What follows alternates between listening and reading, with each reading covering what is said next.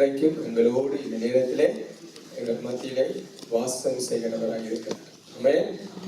ஆமென். 133வது சங்கீதத்தை வாசித்து நாங்கள் ஜெபித்து ஆராதனைக்கெல்லாம் கடந்து செல்வோமா? 133வது சங்கீதம். இதோ சகோதரர் ஒருமித்து வாசம் பண்ணுகிறது எத்தனை நன்மையும் எத்தனை இன்பமும் ஆனது.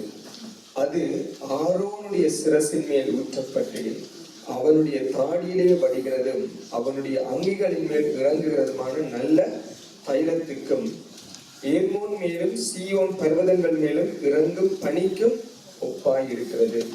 அங்கே கர்த்தர் என்றென்றைக்கும் ஆசீர்வாதத்தையும் ஜீவனையும் கட்டளையிடுகிறார்.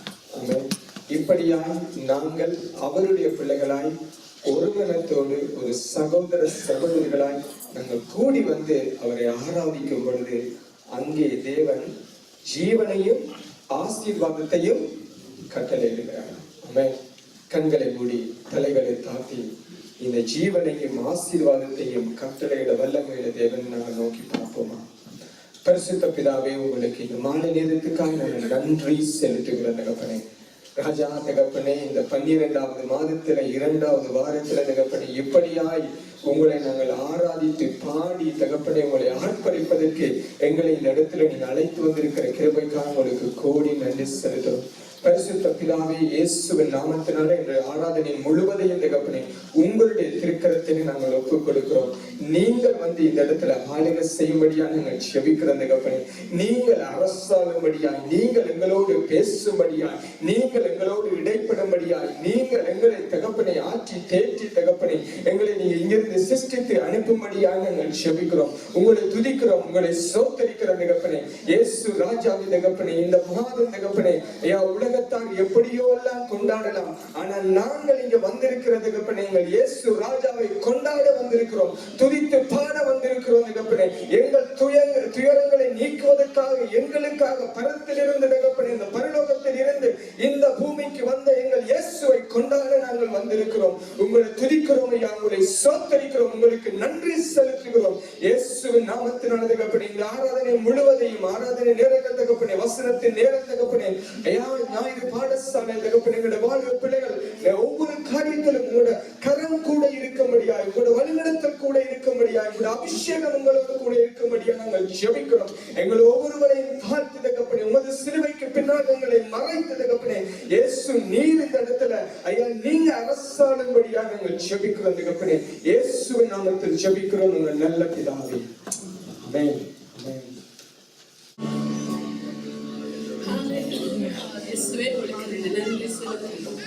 எத்தனை கடவுள் கலங்கி போய் வந்த நேரத்தில் எங்களோடு கூட இருந்தவரை நன்றியோடு கொடுத்து வைக்கிறோம். உங்களை மாத்திரம் நாங்கள் நம்பி இருக்கிறோம். Things are not looking all that great when you look around பாருங்க. ஆனால் உங்களை மாத்திரம் நாங்கள் நம்பி இருக்கிறோம். சொல்லுவோம் எங்களுடைய குறைகளை எங்களுடைய எல்லாவற்றிலும் நீங்கள் போதுமானவராக இருக்கிறீர்கள். உங்களை மாத்திரம் நாங்கள் நம்புகிறோம். எல்லா situation we welcome you Holy Spirit. Come and have your way in us Father.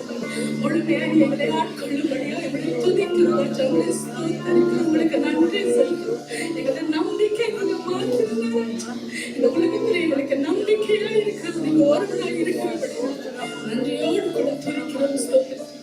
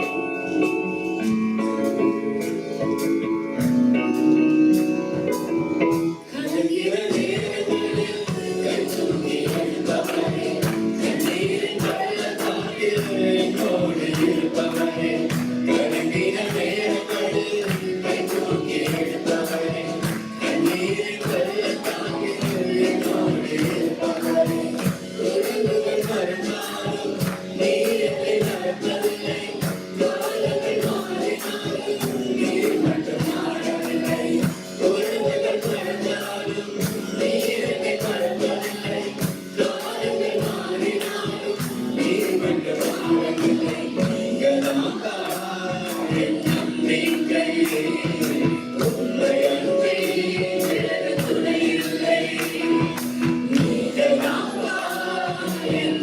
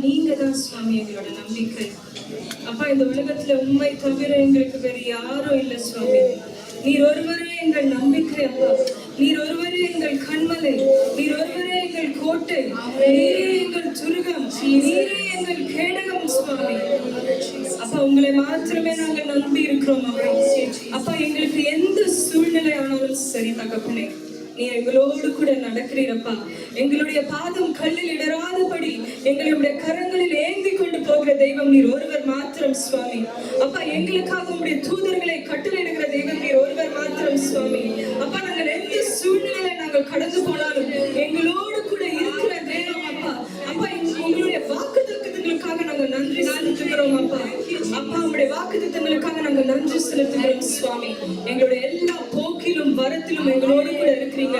எங்களுடைய உம்முடைய கண்ணின் மணியை போல நீர் எங்களை பாதுகாத்துக் கொள்ளுங்க சுவாமி. உங்களுடைய உள்ளம் கையில எங்களை நீங்க வரைந்து வைத்திருக்கீங்களே சுவாமி. அப்பா உமக்கு நாங்கள் நன்றி செலுத்துகிறோம் அப்பா. உமக்கு நாங்கள் நன்றி செலுத்துகிறோம் சுவாமி. இந்த வேலையிலுமே நாங்கள் உயர்த்துகிறோம் அப்பா. உண்மை மாத்திரமே நாங்கள் உயர்த்துகிறோம் அப்பா. எல்லா நாமத்திற்கும் மேலான நாமமே நாங்கள் உயர்த்துகிறோம். எல்லோரிலும் பெரியவரையுமே நாங்கள் உயர்த்துகிறோம். எல்லோரிலும் உயர்ந்தவரையுமே நாங்கள் உயர்த்துகிறோம் சுவாமி. அப்பா நீங்க ஒருவரே எங்கள் வாழ்க்கையில போதும் அப்பா. நீங்க ஒருவரே எங்களுக்கு நம்பிக்கை சுவாமி. நீங்க ஒருவரே எங்களுக்கு நம்பிக்கை சுவாமி. எங்களுடைய ஜெபங்களுக்கு பதில் கொடுக்கிற தெய்வம் அப்பா நீங்க. எங்களுடைய ஜெபங்களுக்கு பதில் கொடுத்த தெய்வம் அப்பா நீங்க. அப்பாவை நாங்கள் துதிக்கிறோம் அப்பாவை ஸ்தோத்திரிக்கிறோம் அப்பா. எரிகிற அக்கினி போல எரிகிற ஒரு பட்சிக்கிற அக்கினி போல எங்களுடைய பிரச்சனைகள் இருந்தாலும் சுவாமி, அந்த பட்சிக்கிற அக்கினியிலிருந்து நீர் தோன்றுகிறதுக்காக உமக்கு நாங்கள் நன்றி செலுத்துகிறோம் அப்பா. அப்பாவை நாங்கள் துதிக்கிறோம் அப்பா. அப்பாவை நாங்கள் புகழ்கிறோம் அப்பா. அப்பா இந்த மாலை வேளையில நீங்க செய்த எல்லா நன்மைகளுக்காக உம்மை நாங்கள் புகழ்கிறோம் அப்பா. அப்பா உம்மை புகழ்ந்து நாங்கள் பாடுகிறோம் சுவாமி. உம்மை நாங்கள் துதிக்கிறோம் அப்பா. உம்மை ஸ்தோத்திரிக்கிறோம் அப்பா. ஜெபம் கேட்டீரையா, ஜெயம் தந்தீரையா, ஜெபம் கேட்டீரையா, ஜெயம் தந்தீரையா.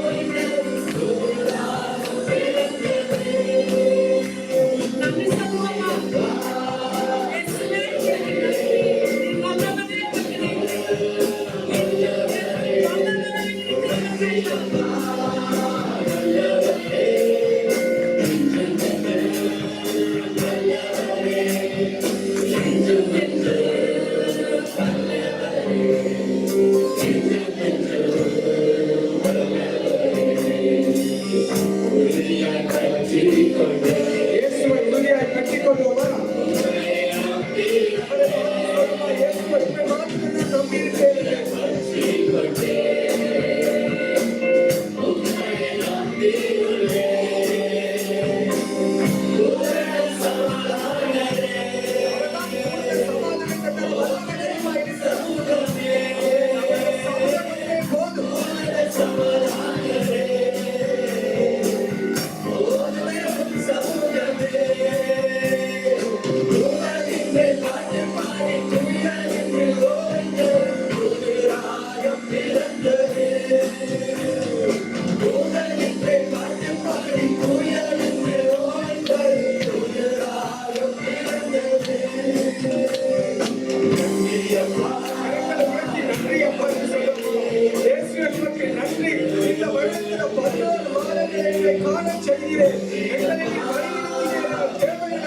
மாத்திரம் நான் நம்பியிருக்கிறேன். இன்றைக்கு நாங்கள் ஜீவனுள்ள தேசத்துல ஜீவனோடு வைத்திருக்கிறோம்.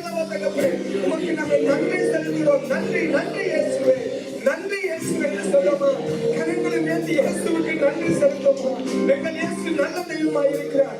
அவர் இன்றும் என்றும் அன்றைக்கும் இன்றைக்கும் என்றைக்கும் அவர் எங்கள் இயேசு போதுமான தெய்வமாய் இருக்கிறார். அவர் போதுமான தெய்வமாய் இருக்கிறார். ஹல்லேலூயா ஜீசஸ், ஹல்லேலூயா, ஹல்லேலூயா. உமக்கே ஆராதனை. ஹல்லேலூயா ஜீசஸ், ஹல்லேலூயா. இயேசுவை சொல்லுமா? இயேசுவை பார்த்து உமக்கே ஆராதனை, உமக்கே ஆராதனை, உமக்கே ஆராதனை. ஹல்லேலூயா. நன்றி தகப்பனே, உங்களுக்கு நன்றி செலுத்துறோம் தகப்பனே. இந்த 12வது மாதத்துல தகப்பனே, இந்த 14 நாட்களை வழிநடத்தி வந்தீங்க தகப்பனே.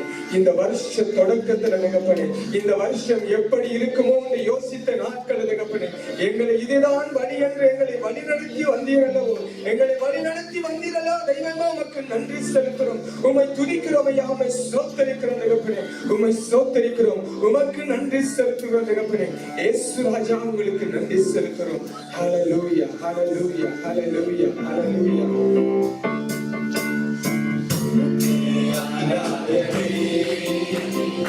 உமக்கே ஆராதனை, உமக்கே ஆராதனை, உமக்கே ஆராதனை.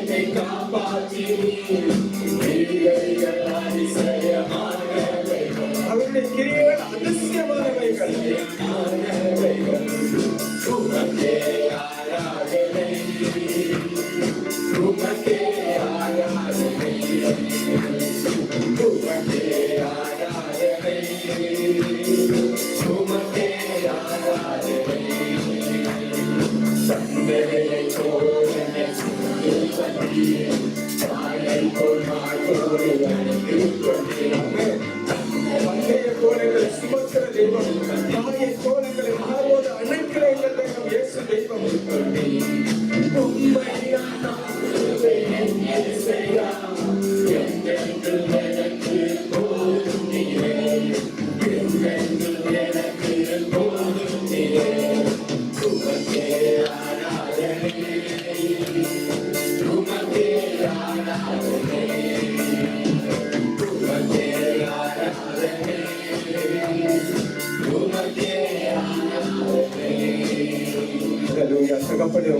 ஆராதிக்கிறோம், உங்களுக்கு ஆராதனை செலுத்துறோம் தகப்பனே. ஐயா உமக்கு நன்றி செலுத்துறோம். எங்களை தாயை போல தேற்றி வருகிற தெய்வம் தகப்பனே. ஒரு தாய் தேற்றுவது போல எங்களை தேற்றுகிற இயேசுவே உங்களுக்கு நன்றி செலுத்துறோம். இந்த 11 மாதங்களில் இந்த 12வது மாதத்துல தகப்பனே ஐயா இன்னும் ஒரு 14-15 நாட்கள் இந்த வருஷம் முடிய போது. ஆனாலும் இந்த 350 ஐயா இந்த 350 நாட்கள் தகப்பனே எங்களை நீ வழிநடத்த தெய்வமா இருக்கிறீர்கள். உமக்கு நாங்கள் நன்றி செலுத்துறோம், உமக்கு நன்றி செலுத்துறோம். ஐயா தாயை போல எங்களை தேற்றி நீர் தந்தையை போல எங்கள் சுமந்து வந்து தகப்பனே எங்கள் நாவில் எங்கள் சொற்கள் பிறப்பதற்கு முன்பதாகவே எங்களுக்கு என்ன தேவை என்று அறிந்திருந்த தகப்பனே எங்கள் தேவைகளை சந்தித்த தெய்வம் என்றோ எங்களை வழிநடத்த தெய்வம் நீர் அல்லவா தகப்பனே. உமக்கு நன்றி தகப்பனே, உமக்கு நன்றி செலுத்துறோம். We thank you Jesus. We worship you. We worship your holy name. We worship your holy name. உங்களுக்கு நன்றி தகப்பனே. Thank you master. We worship you. We worship you master. தகப்பனே இந்த ஆராதனை முழுவதும் தகப்பனே எங்களோடு கூட இருந்து எங்களை வழி நடத்தினீர். மக்கள் நன்றி, மக்கள் நன்றி. இயேசுவின் நாமத்தில் ஆமென். சர்வவல்லமையுள்ள பிதாவே, Thank you. ஸ்தோத்திரிக்கிறோம். நன்றி தகப்பனே. ஸ்தோத்திரம். Thank you. Praise the Lord Jesus. அப்பா, கடந்த 12 மாதங்கள் ஆண்டவரே Yes Lord. கண்ணின் மணிகளை போல எங்களை பாதுகாத்து ஆமென். ஜீவனோடு தேசத்தில் எங்களை வைத்து வைத்திருக்கிற தெய்வமே, நன்றி உங்களுடைய நன்றியோடு நாங்கள் நன்றி சொல்கிறோம். நன்றி அப்பா, உங்களுக்கு நன்றி செலுத்துகிறோம். நன்றி செலுத்துகிறோம். அப்படி உங்களுக்கு நன்றி செலுத்துகிறோம். நன்றி ராஜா, நன்றி. ஓரவர சீனவர கோரவரவரை புருஷன் சோத்திரம் ஆவியானவரே. நீ மண்டூரு நமக்கு கோரவர துணியா Hallelujah. லவரதூர வரவதீரி அந்தரி கவல தூரவாச வரத்தோரியா ஓரிவதீரி புருஷன் நீபதீர வரவ சீக்கிரவர துணியந்தரி கவல தோரியா.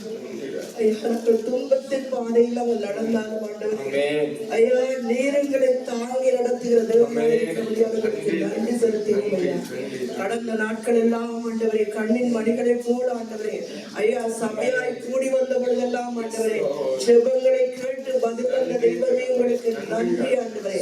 ஐயா சத்துரு கொண்டு வந்த எல்லா போராட்டங்களையும் இருந்த ராஜா ஆண்டவரே சபை மக்களை காத்து கொண்ட கிருபைக்காய் உங்களுக்கு நாங்கள் நன்றி செலுத்துகிறோம். ஐயா, தனிப்பட்ட ஒவ்வொருவருடைய வாழ்க்கையில் நீர் போதுமானவராய் இருந்தீரே, உமக்கு நன்றி செலுத்துகிறோம். ஐயா, நீர் எங்களோடு கூட இருக்கிறீர், அதற்காக உங்களுக்கு நன்றி. தாய் உன்னை மறந்தாலும் தகப்பன் உன்னை மறந்தாலும் உற்றார் உன்னை வெறுத்தாலும் நான் உன்னை வெறுப்பதில்லை என்று கர்த்தாவே உலகத்தின் முடிவு பரியந்தம் உங்களோடு கூட இருப்பேன் என்று சொன்ன தேவன் ஆண்டவரே. ஐயா, என்றென்றைக்கும் எங்களோடு கூட இருக்கிற தேவனை உங்களை நன்றியோடு நாங்கள் சோதரிக்கிறோம். ஐயா, உங்களுக்கு நன்றி. எங்கள் மத்தியிலே நீர் உலாவி வருகிற தயவுக்காக உங்களுக்கு நன்றி ஆண்டவரே. ஐயா, இந்த ஸ்தலத்திலே ஏறெடுக்கப்பட்ட எல்லா ஜெபங்களுக்கும் ஆண்டவரே ஐயா ஆமென்றும் ஆமென் என்றும் ஏற்ற வேளையிலே வல்ல தெய்வமே உங்களை நன்றியோடு உங்களை சோதரிக்கிறோம். ஐயா, ஜீவனுள்ள சாட்சிகளாய் ஆண்டவரே இந்த இடத்திலே நீர் அநேகரை வைத்திருக்கிற தயவுக்காக உங்களுக்கு நன்றி செலுத்துகிறோம். ஐயா, ஐயா கடந்த நாட்களிலும் ஆண்டவரே ஐயா சஜீவனுக்காய் ஆண்டவரை நாங்கள் ஜெபித்த பொழுது ஆண்டவரே இந்த மகனை நீர் தூக்கி எடுத்த தயவுக்காக உங்களுக்கு நாங்கள் நன்றி செலுத்துகிறோம். ஐயா, குடும்பமாய் உம்மை சோதரிக்கத்தக்கதாய் ராஜா ஐயா உங்களுடைய வாழ்க்கையில நீர் செய்த அற்புதத்துக்காக உங்களுக்கு நாங்கள் நன்றி செலுத்துகிறோம். ஐயா, தொடர்ந்து ஆண்டவரே அப்படியே வல்லமையுள்ள கரம் ஆண்டவரே ஐயா இந்த குடும்பத்தை நீர் வாழ வைத்து ராஜா உங்களுக்கு ஊழியம் செய்யப்படி ஆண்டவரே பிள்ளைகளை ஆசீர்வதித்து அந்த வருமானங்கள் ஜெபிக்கிறோம். ஐயா, பலத்தை நீர் கட்டளையிட வருமானங்கள் ஜெபிக்கிறோம்.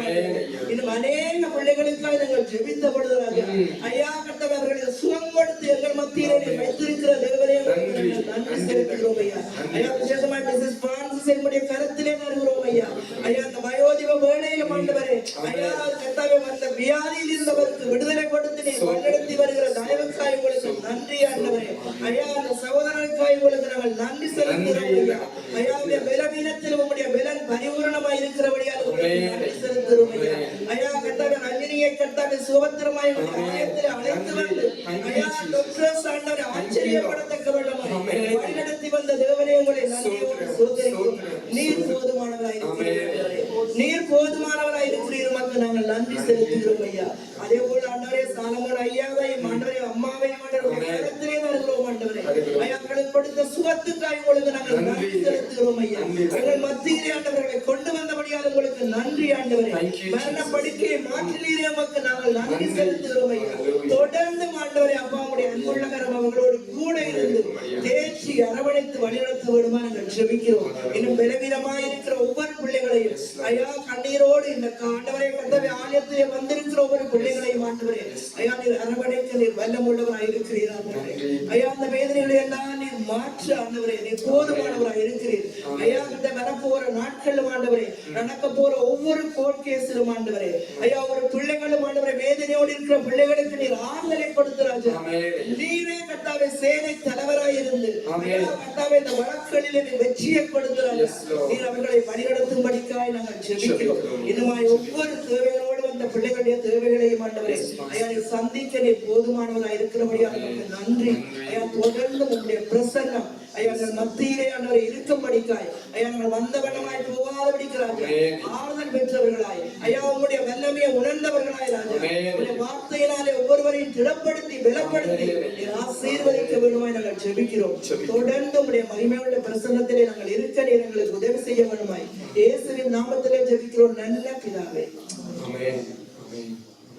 தகப்பனே இந்த நேரத்துல கூட பேச இருக்கிற சகோதரி ஜோய்ஸ் உங்களுடைய திருக்கரத்தில் ஒப்புக் கொடுக்கிறோம். சகோதரி மூலமாய் உங்கள் ஒவ்வொருவருடைய பேசும்படியே நாங்கள் ஜெபிக்கிறோம். இயேசுவின் நாமத்தில் பிதாவே. ஆமென். ஹல்லேலூயா.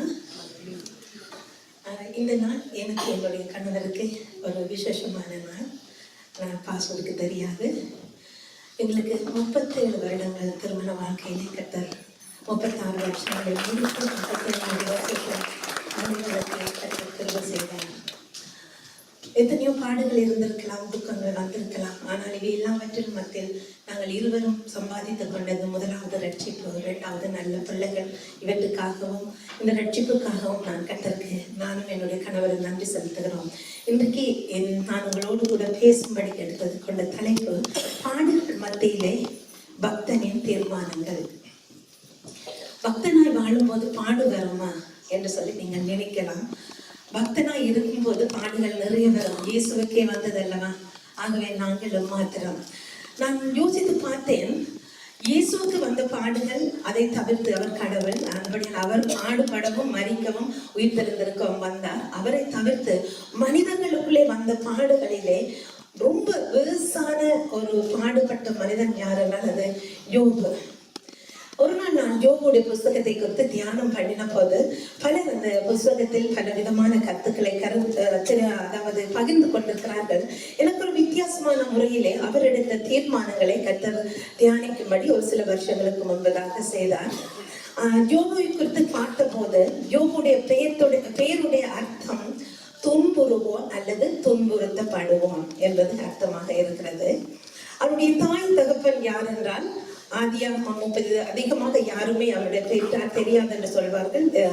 ஆனால் வேதாகமத்திலே ஆதியாகமம் 30 14-18 46-13 நீங்கள் பார்த்தால் ஆபிரகாம், ஈசாக்கு, யாக்கோபுடைய மகன் அதாவது 12 பிள்ளைகளிலே ஒரு மகனுக்கு பேர் இசக்கார். இசக்காருக்கு பிறந்த ஒரு பிள்ளை தான் யோபு என்று சொல்லி ஆதியாகமம் 30-17-18 46-13 நாங்கள் பார்க்கலாம். ஆகவே இசக்கார் என்று சொன்னால் 49வது அதிகாரம் ஆதியாகமத்தில் சொல்றது இளைப்பாறுதலை தேடுகிறவன். அப்பா இளைப்பாறுதலை தேடுகிறவன். அந்த இளைப்பாறுதலை தேடுற அப்பா பிள்ளைக்கு ஒரு பெயர் வைத்தார், துன்புறுவோன் அல்லது துன்புறுத்தப்படுவோன் என்று சொல்லி. யோபு வாழ்ந்த இடம் இப்பொழுது இருக்கிற மஸ்கட் சலாலா என்று சொல்லி அழைக்கப்படுகிற ஊத்ஸ் தேசம் என்று சொல்லி பழைய ஏற்பாட்டிலே நாங்கள் பார்க்கிறோம். எபிரேய மொழியிலே இந்த புஸ்தகம் எழுதப்பட்டாலும் இது கவிதை நடையிலே கெத்தூவீம் என்ற அந்த மொழியில் எழுதப்பட்டிருக்கிறது. எபிரேய மொழியிலே கெத்தூவீம் என்றது ஒரு ரிச், ஒரு உயர்ந்த ஒரு பதமாக இருக்கிறது.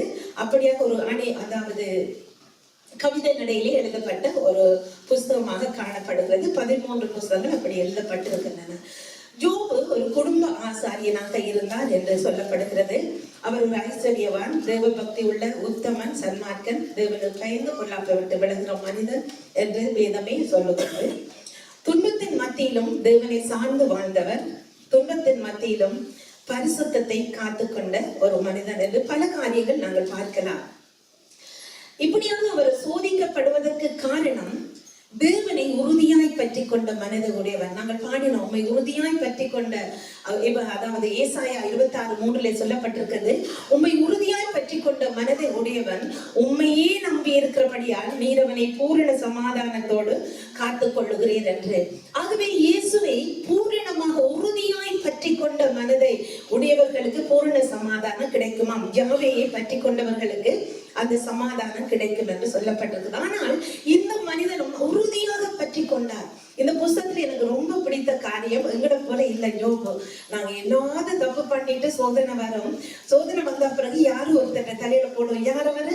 பாவம் அந்த மனுஷன் இல்ல, சாத்தான். ஆமா, சாத்தான் பேர்ல போட்டுடுவோம். ஆனால் உண்மையாக சில வழி நாங்கள் தான் மிஸ்டேக் பண்ணியிருப்போம்.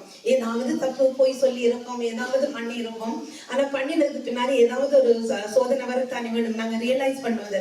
ஆனா ஐயோ, அந்த சாத்தான் இப்படி செய்துட்டான், அந்த பொல்லாங்க இப்படி செய்துட்டான் அப்படின்னு ஒரு கதை சொல்லுவாங்க. நான் நீங்க சொல்லி இருக்க போன முறை நினைக்கிறது, இருந்தாலும் ஞாபகப்படுத்துறேன். ஒரு நாள் ஒரு சபையில சர்வீஸ் நடத்தி கொண்டிருந்ததா. அந்த சபையில ஜீசஸ் அந்த ஆராதனைக்கு வந்தாராம். வந்த பொழுது வாசலில் ஒருத்தர் நின்றாராம்.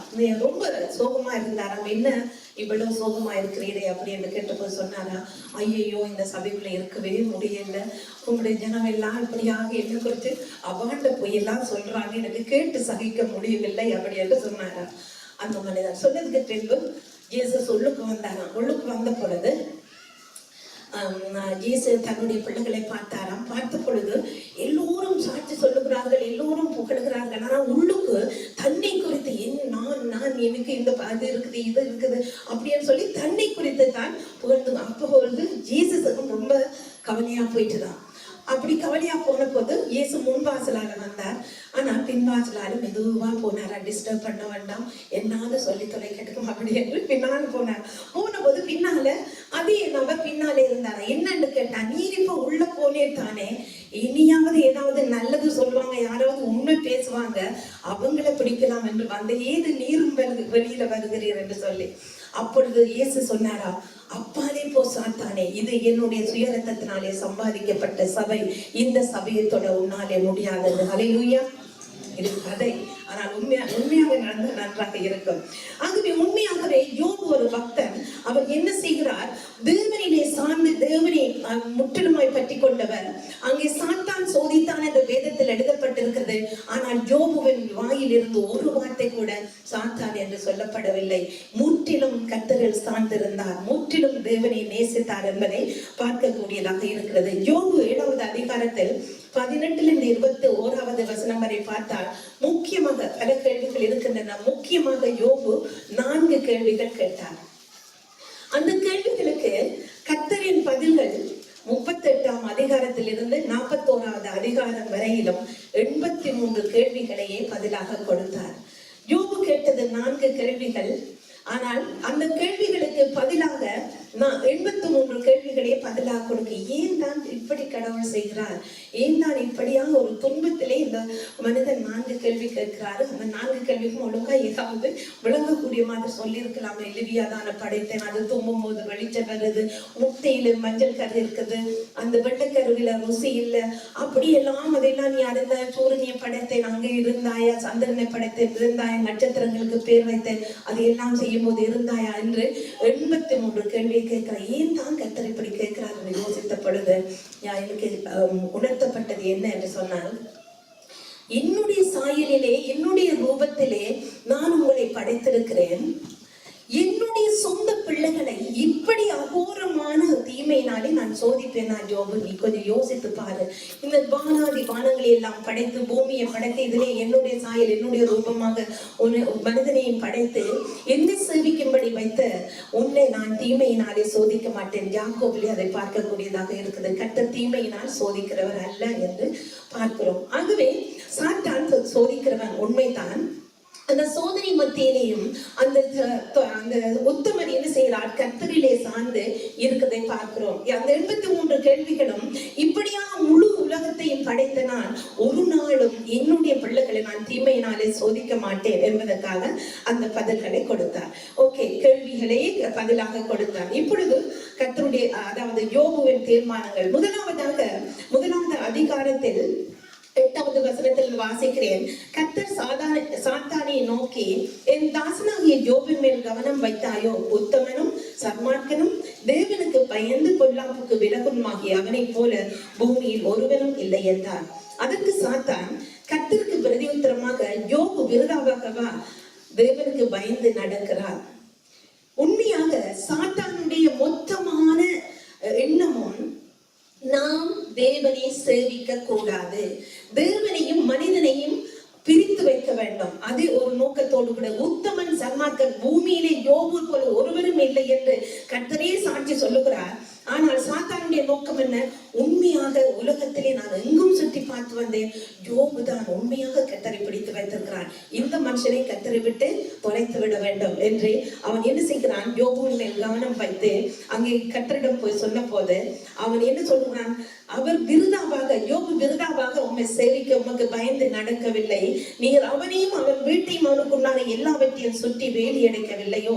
அவன் கைகளின் கிரியை ஆசையை விதைத்தேன், அவனுடைய சம்பத்து தேசத்தில் பெருகி இருக்குது. என்ன பார்க்கிறார்? இவருக்கு நிறைய சம்பத்து இருக்குது, சௌகரியம் இருக்கிறது, அவருக்கு நல்ல மனைவி பிள்ளைகள் இருக்கிறது, அது மாத்திரமில்ல சுகம் இருக்கிறது, அதோடு கூட நீர் பெரிய வேலியை போட்டு விட்டீர், அந்த வேலியை தாண்டி நாம் போக முடியவில்லை, நீர் ஒரு விஷயம் அந்த வேலியை கொஞ்சம் எடுத்துவிடும், உம்மை தூசிக்கான பார்க்கலாம். அன்பானவர்களே, நம்மை சாத்தான் சோதிக்கிறதற்கு காரணம் தேவனை தூசிக்க வேண்டும், தேவனை தொழுது கொள்ளாமல் இருக்கணும். இந்த சோதனை பல விதத்தில் வரலாம். உங்களுக்கு வேலை அதிகமாக கொடுத்து அந்த வேலையின் கடுமையின் அந்த சோர்வின் நிமித்தமாக நீங்கள் துதிக்கிறதை ஆராதிக்கிறதை குறைத்து போக பண்ணுவான். இந்த நாட்களிலே நான் கேள்விப்படுகிறது எல்லாம் ஜெபிக்க முடியவில்லை, வேதம் வாசிக்க முடியவில்லை, விரும்புகிறேன் ஆனால் செய்ய முடியவில்லை, அப்படி விரும்பி வாசித்தாலும் கான்சென்ட்ரேட் பண்ணி என்ன வாசித்தேன் என்பது ஞாபகத்தில் இல்லை, இப்படி சொல்லுகிறார்கள். இது சத்துருனுடைய ஒரு தந்திரம்.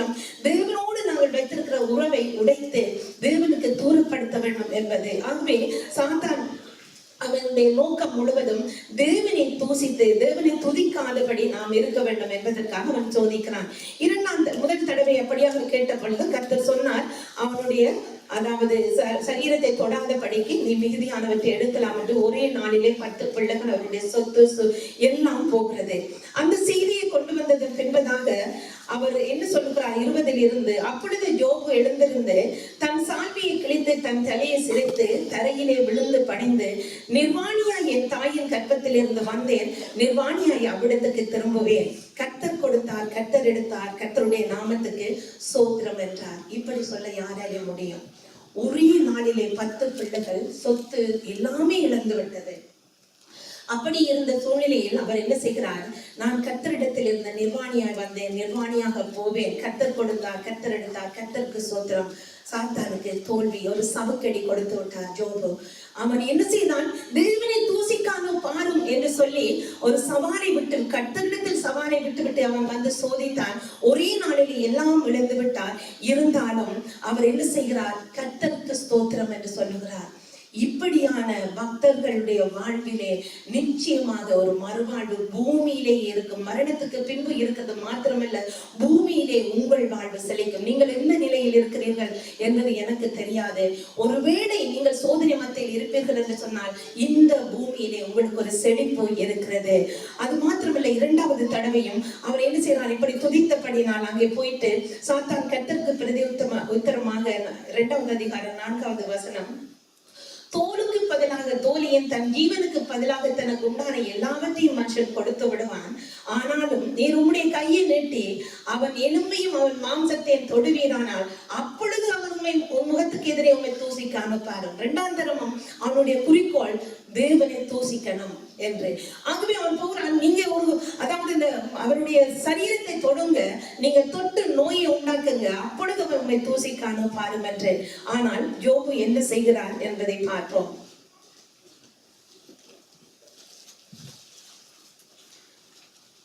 2வது அதிகாரம் 5வது வசனம், ஆனாலும் நீர் உம்முடைய கையை நீட்டி அவனை நான் வாசித்து விட்டேன். அப்பொழுது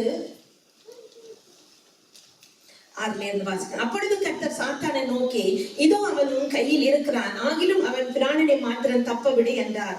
அப்பொழுது சாத்தான் கர்த்தருடைய சந்நிதியை விட்டு புறப்பட்டு யோபின் உள்ளங்கால் தொடங்கி அவன் உச்சந்தலை மட்டும் கொடிய பருக்களால் அவனை வாதித்தான்.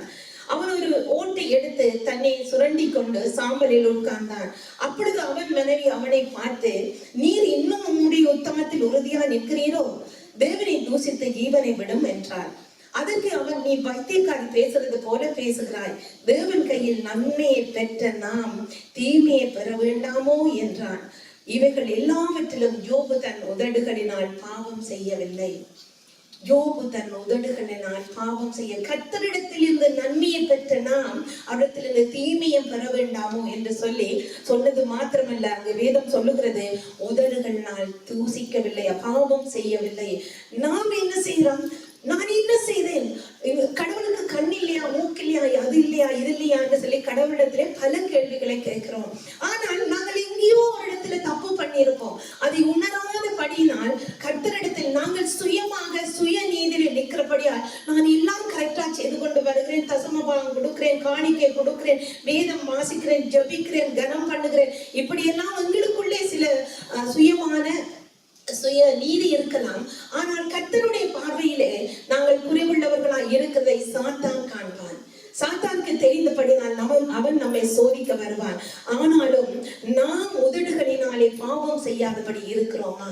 யோபு பாவம் செய்யாமல் இருந்தார் என்று சொல்லி நாங்கள் உதடுகளினால் பாவம் செய்யாமல் கர்த்தரிடத்தில் நன்மையை பெற்று நாம் தீமையை பெற வேண்டாமோ என்று அவர் சொல்லுகிறதை பார்க்கிறோம்.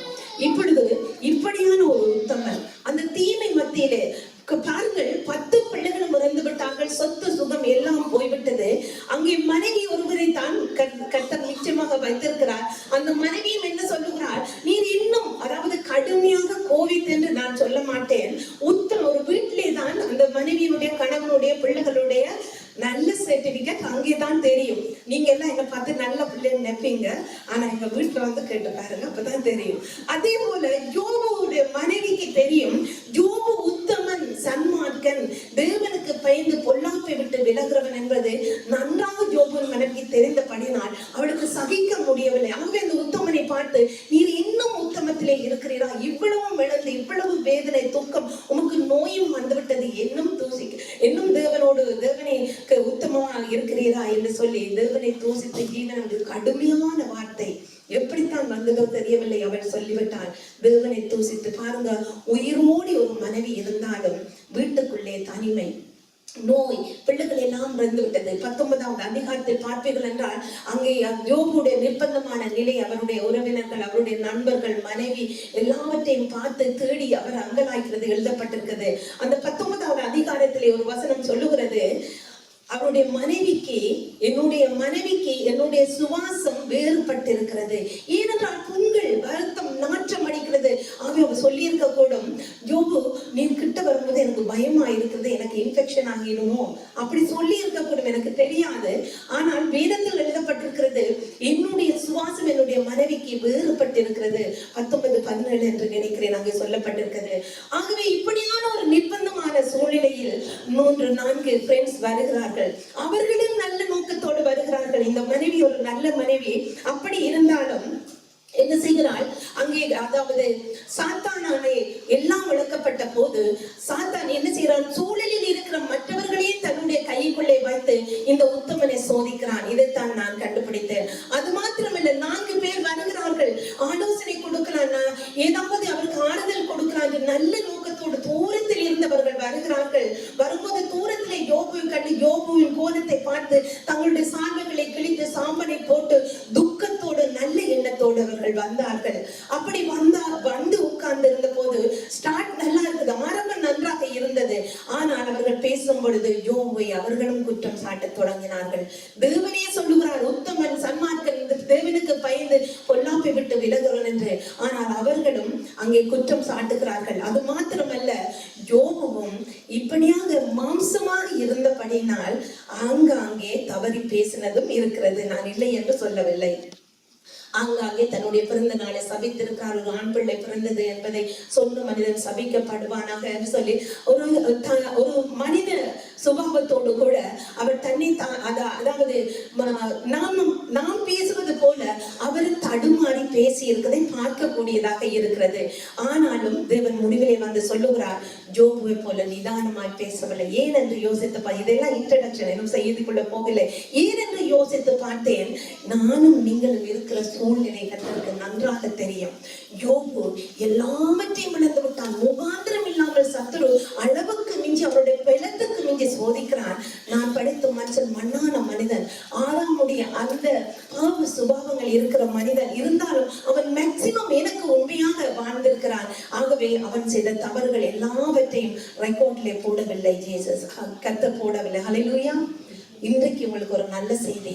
எங்களுடைய சோதனை மத்தியிலும், எங்களுக்கு ப்ராப்ளம்ஸ் வந்த போதும், எங்களுக்கு ப்ராப்ளம்ஸ் கொண்டு வந்த மக்கள் மத்தியிலும் நாங்கள் என்னெல்லாம் கசப்பாக, வேதனையாக, துக்கமாக சாத்தானுக்கு சப்போர்ட்டா பேசினோமோ அது எல்லாவற்றையும் கர்த்தர் மன்னிக்க தயவு பெருத்தவராக இருக்கிறார். இதெல்லாம் இன்ட்ரடக்ஷன். இதைத்தான் செய்து கொள்ளே போக போறேன். அவர் ஒரு உத்தமன். சன்மார்க்கனுக்கு வந்த சோதனைகள் அது மனிதனுக்கு வருவதை விட மிக மோசமான சோதனை. முதலாவது தீர்மானம் 9:15-16 அவர் சொல்லுகிறதை பார்க்கலாம். 9வது அதிகாரம் 15-16. நான் நீதிமானாய் இருந்தாலும் அவரோடு வழக்காடாமல் என் நியாயாதிபதியினிடத்தில் இரக்கத்துக்கு கெஞ்சுவேன். நான் கெஞ்ச அவர் எனக்கு உத்தரவு அருளினாலும் அவரின் விண்ணப்பத்துக்கு செவி கொடுத்தார் என்று நம்பேன். தாழ்மையோடு கூட அவர் சொல்லுகிறார், நான் உத்தமனாக நீதிமானாக இருந்தாலும் நான் கர்த்தரோடு வழக்காட மாட்டேன். வேதத்தில் பல இடங்களிலே நீதிமான்கள் என்னுடைய வழக்கை நடத்தும், நீங்க உங்களோடு நான் வழக்காட வேண்டும் அப்படி என்று சொல்லி தாவீது, ஏசாயா போன்றவர்கள் எல்லாம் எழுதி இருக்கிறதை நாங்கள் பார்க்கக்கூடியதாக இருக்குது. கர்த்தர் கூட ஏசாயா 41:21 சொல்லுகிறார், உங்கள் வழக்கு, இஸ்ரவேல் ஜனங்களை பார்த்து உங்கள் வழக்குகளை என்னிடத்தில் கொண்டு வாருங்கள் என்று சொல்லி கர்த்தர் அழைக்கிறதை கூட பார்க்கிறோம். ஆனால் இந்த உத்தமன் சொல்லுகிறார், நான் தலையை நிமித்தி தேவனோடு எதிர்த்து பேச மாட்டேன், வழக்காட மாட்டேன். ஏனென்றால் என்னுடைய வாயில் சொல்வதற்கு முன்பதாகவே அவர் நான் பேச இருக்கிறது என்னதென்று அறிவார். ஆகவே எனக்காக நான் வழக்காட மாட்டேன்.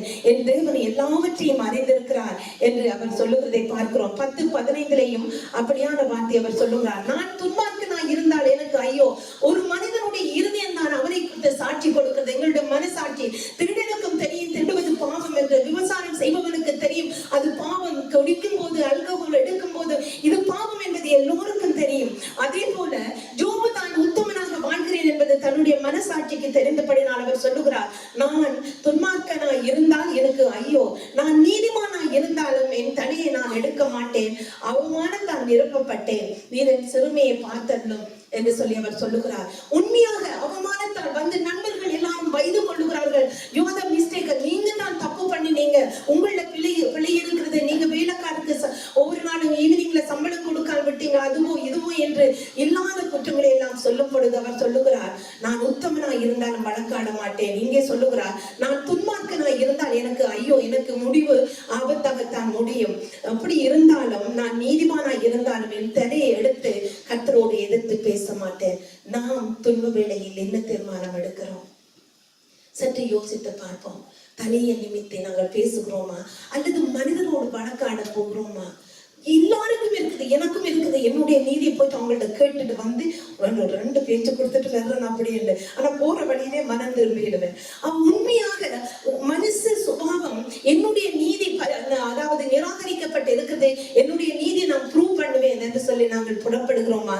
அல்லது யோபு போல அமைதியாக இருந்து, ஆண்டவரே நீர் நீதியின் சூரியன், உமக்கு மறைவானது இந்த பூமியில் ஒன்றும் இல்லை, நான் உம்மை நோக்கி பார்க்கிறேன் ஆண்டவரே, எனக்கு நீர் போதும். இன்றைக்கு நாங்கள் பாடினோம். இன்றைக்கு பாடின பாடல்கள் ஒவ்வொன்றிலும் இங்கே கலங்கின நேரங்களில் கை தூக்கி எடுப்பவரே, கண்ணீரின் பள்ளத்தாக்கில் என்னோடு இருப்பவரே, உறவுகள் மறந்தாலும், மனைவி மறக்கலாம், கணவன் மறக்கலாம், பிள்ளைகள் மறக்கலாம், சொத்து சுகம் சொந்த சரீரமும் எங்களை ஏமாற்றலாம், ஆனால் எங்களை மறக்காத ஒருவர் நீங்க தான்ப்பா என் நம்பிக்கை, உண்மையன்றி வேறு துணை இல்லை, தேவைகள் 1000 இன்னும் இருப்பினும் சோர்ந்து போவதில்லை, என்னோடு நீர் ஒன்று என்று சொல்லி இந்த பக்தன் அந்த பாடலை பாடி இருக்குது. இன்னொரு பாட்டு அங்க என்ன சொல்லுகிறார், ஜெபம் கேட்டீரையா என்று சொல்லி புயல் என்று ஓய்ந்தது, புது ராகம் பிறந்தது.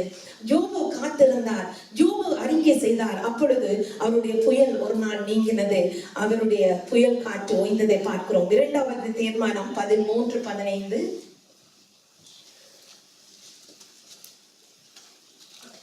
அவர் என்னை கொன்று போட்டாலும் அவர் மேல் நம்பிக்கையாய் இருப்பேன். ஆனாலும் என் வழிகளை அவருக்கு முன்பாக ரூபகாரம் பண்ணுவேன். அவர் என்னை கொன்று போட்டாலும் அவரிடத்தில் நம்பிக்கையாய் இருப்பேன்.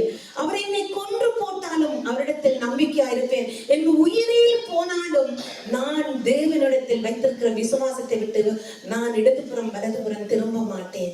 இப்படி என்று அவர் இருக்கு. நான் இன்ட்ரடக்ஷன்ல அவருடைய சூழ்நிலை சொல்லிவிட்டேன். அந்த சூழ்நிலையில் அவர் சொல்லுகிறார், என்னுடைய உயிரே போனாலும் என்னுடைய தேவனிலே வைத்திருக்கிற விசுவாசத்தை விட்டு இடதுபுறம் வலதுபுறம் நான் திரும்ப மாட்டேன். உங்கள் விசுவாசமே உலகத்தை ஜெயிக்கிற ஜெயம். தேவனால் பிறந்தவன் பாவம் செய்ய மாட்டான் என்று 1 யோவானிலே நாங்கள் பார்க்கிறோம்.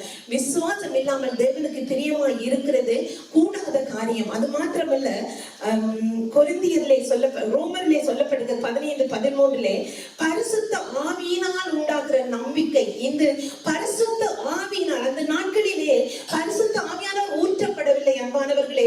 அவ்வப்பொழுது வந்து போனார். ஆனால் நமக்கு சபைக்கு ஊற்றப்பட்டு நிரந்தரமாக சபைக்கு மேலே அவர் அசமாடி கொண்டிருக்கிறார். ஆகவே இப்படியாக ஊற்றப்பட்ட நிலைமையில் இருக்கிற நாம் என்ன செய்கிறோம்? அங்கே அவ்வப்பொழுது, அதாவது பரிசுத்த ஆவியானவர் வந்து போன காலகட்டத்திலே அவர் தன்னுடைய நம்பிக்கை, உயிர் போனாலும் அவரிடத்தில் நம்பிக்கையா இருப்பேன் என்று சொல்லுகிறார். அப்படியாக நமக்கும் பரிசுத்த ஆவியானவருடைய ஒரு ரிலேஷன்ஷிப் தேவை. பரிசுத்த ஆவியான இடத்திலே நாம் கேட்க வேண்டும், ஆண்டவரே பரிசுத்த ஆவியானவருடைய அந்த ஒத்தாசையினாலே தேவன் மேல் வைத்திருக்கிற நம்பிக்கையில் விசுவாசத்தில் நான் ஸ்திரப்பட எனக்கு கிருபை தாரும் என்று கேட்க வேண்டியது அவசியமாக இருக்கிறது. 2 கொரிந்தியர் 2:14 கிறிஸ்துவுக்குள் எப்பொழுதும் உங்களை வெற்றி சிறக்க பண்ணி எங்களை கண்டு எல்லா இடங்களிலும் அவரை அறியும் வாசனையை விளங்க பண்ணுகிறார். கிறிஸ்துவுக்குள் எப்பொழுதும் எங்களை வெற்றி சிறக்க பண்ணுகிறவர் என்ற அந்த நம்பிக்கை பவுலுக்கு இருந்தது. எத்தனையோ 39 தடவைகள் அவர் அடிக்கப்பட்ட 4 முறை 39 தடவைகள் அடிக்கிறதை நாங்கள் 39 அடி 4 தடவைகள் அவருக்கு அடிக்க. ஜேசஸுக்கு ஒரு தடவை 39 அடி. ஆனால் பவுலுக்கு 4 தடவைகள் 39 அடி கிடைத்ததாம், தண்டனை கிடைத்ததாம். பொல்லாத மிருகங்கள், பொல்லாத ஜனங்கள் மத்தியிலே அவர் இருந்தார். ஆனாலும் அவர் தன்னுடைய விசுவாசத்தை விட்டு இடதுபுறம் வலதுபுறம் திரும்பாதபடி இருந்ததை பார்க்கக்கூடியதாக இருக்கிறது.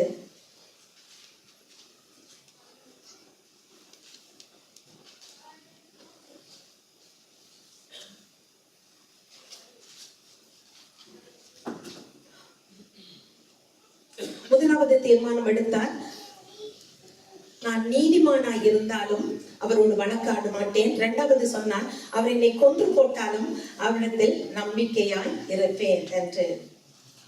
3வதாக 16:19 20 என் சாட்சி பரலோகத்தில் இருக்கிறது. அங்கே சொல்லுகிறார், என் சாட்சி பரலோகத்தில் இருக்கிறது என்று சொல்லி 16:19 20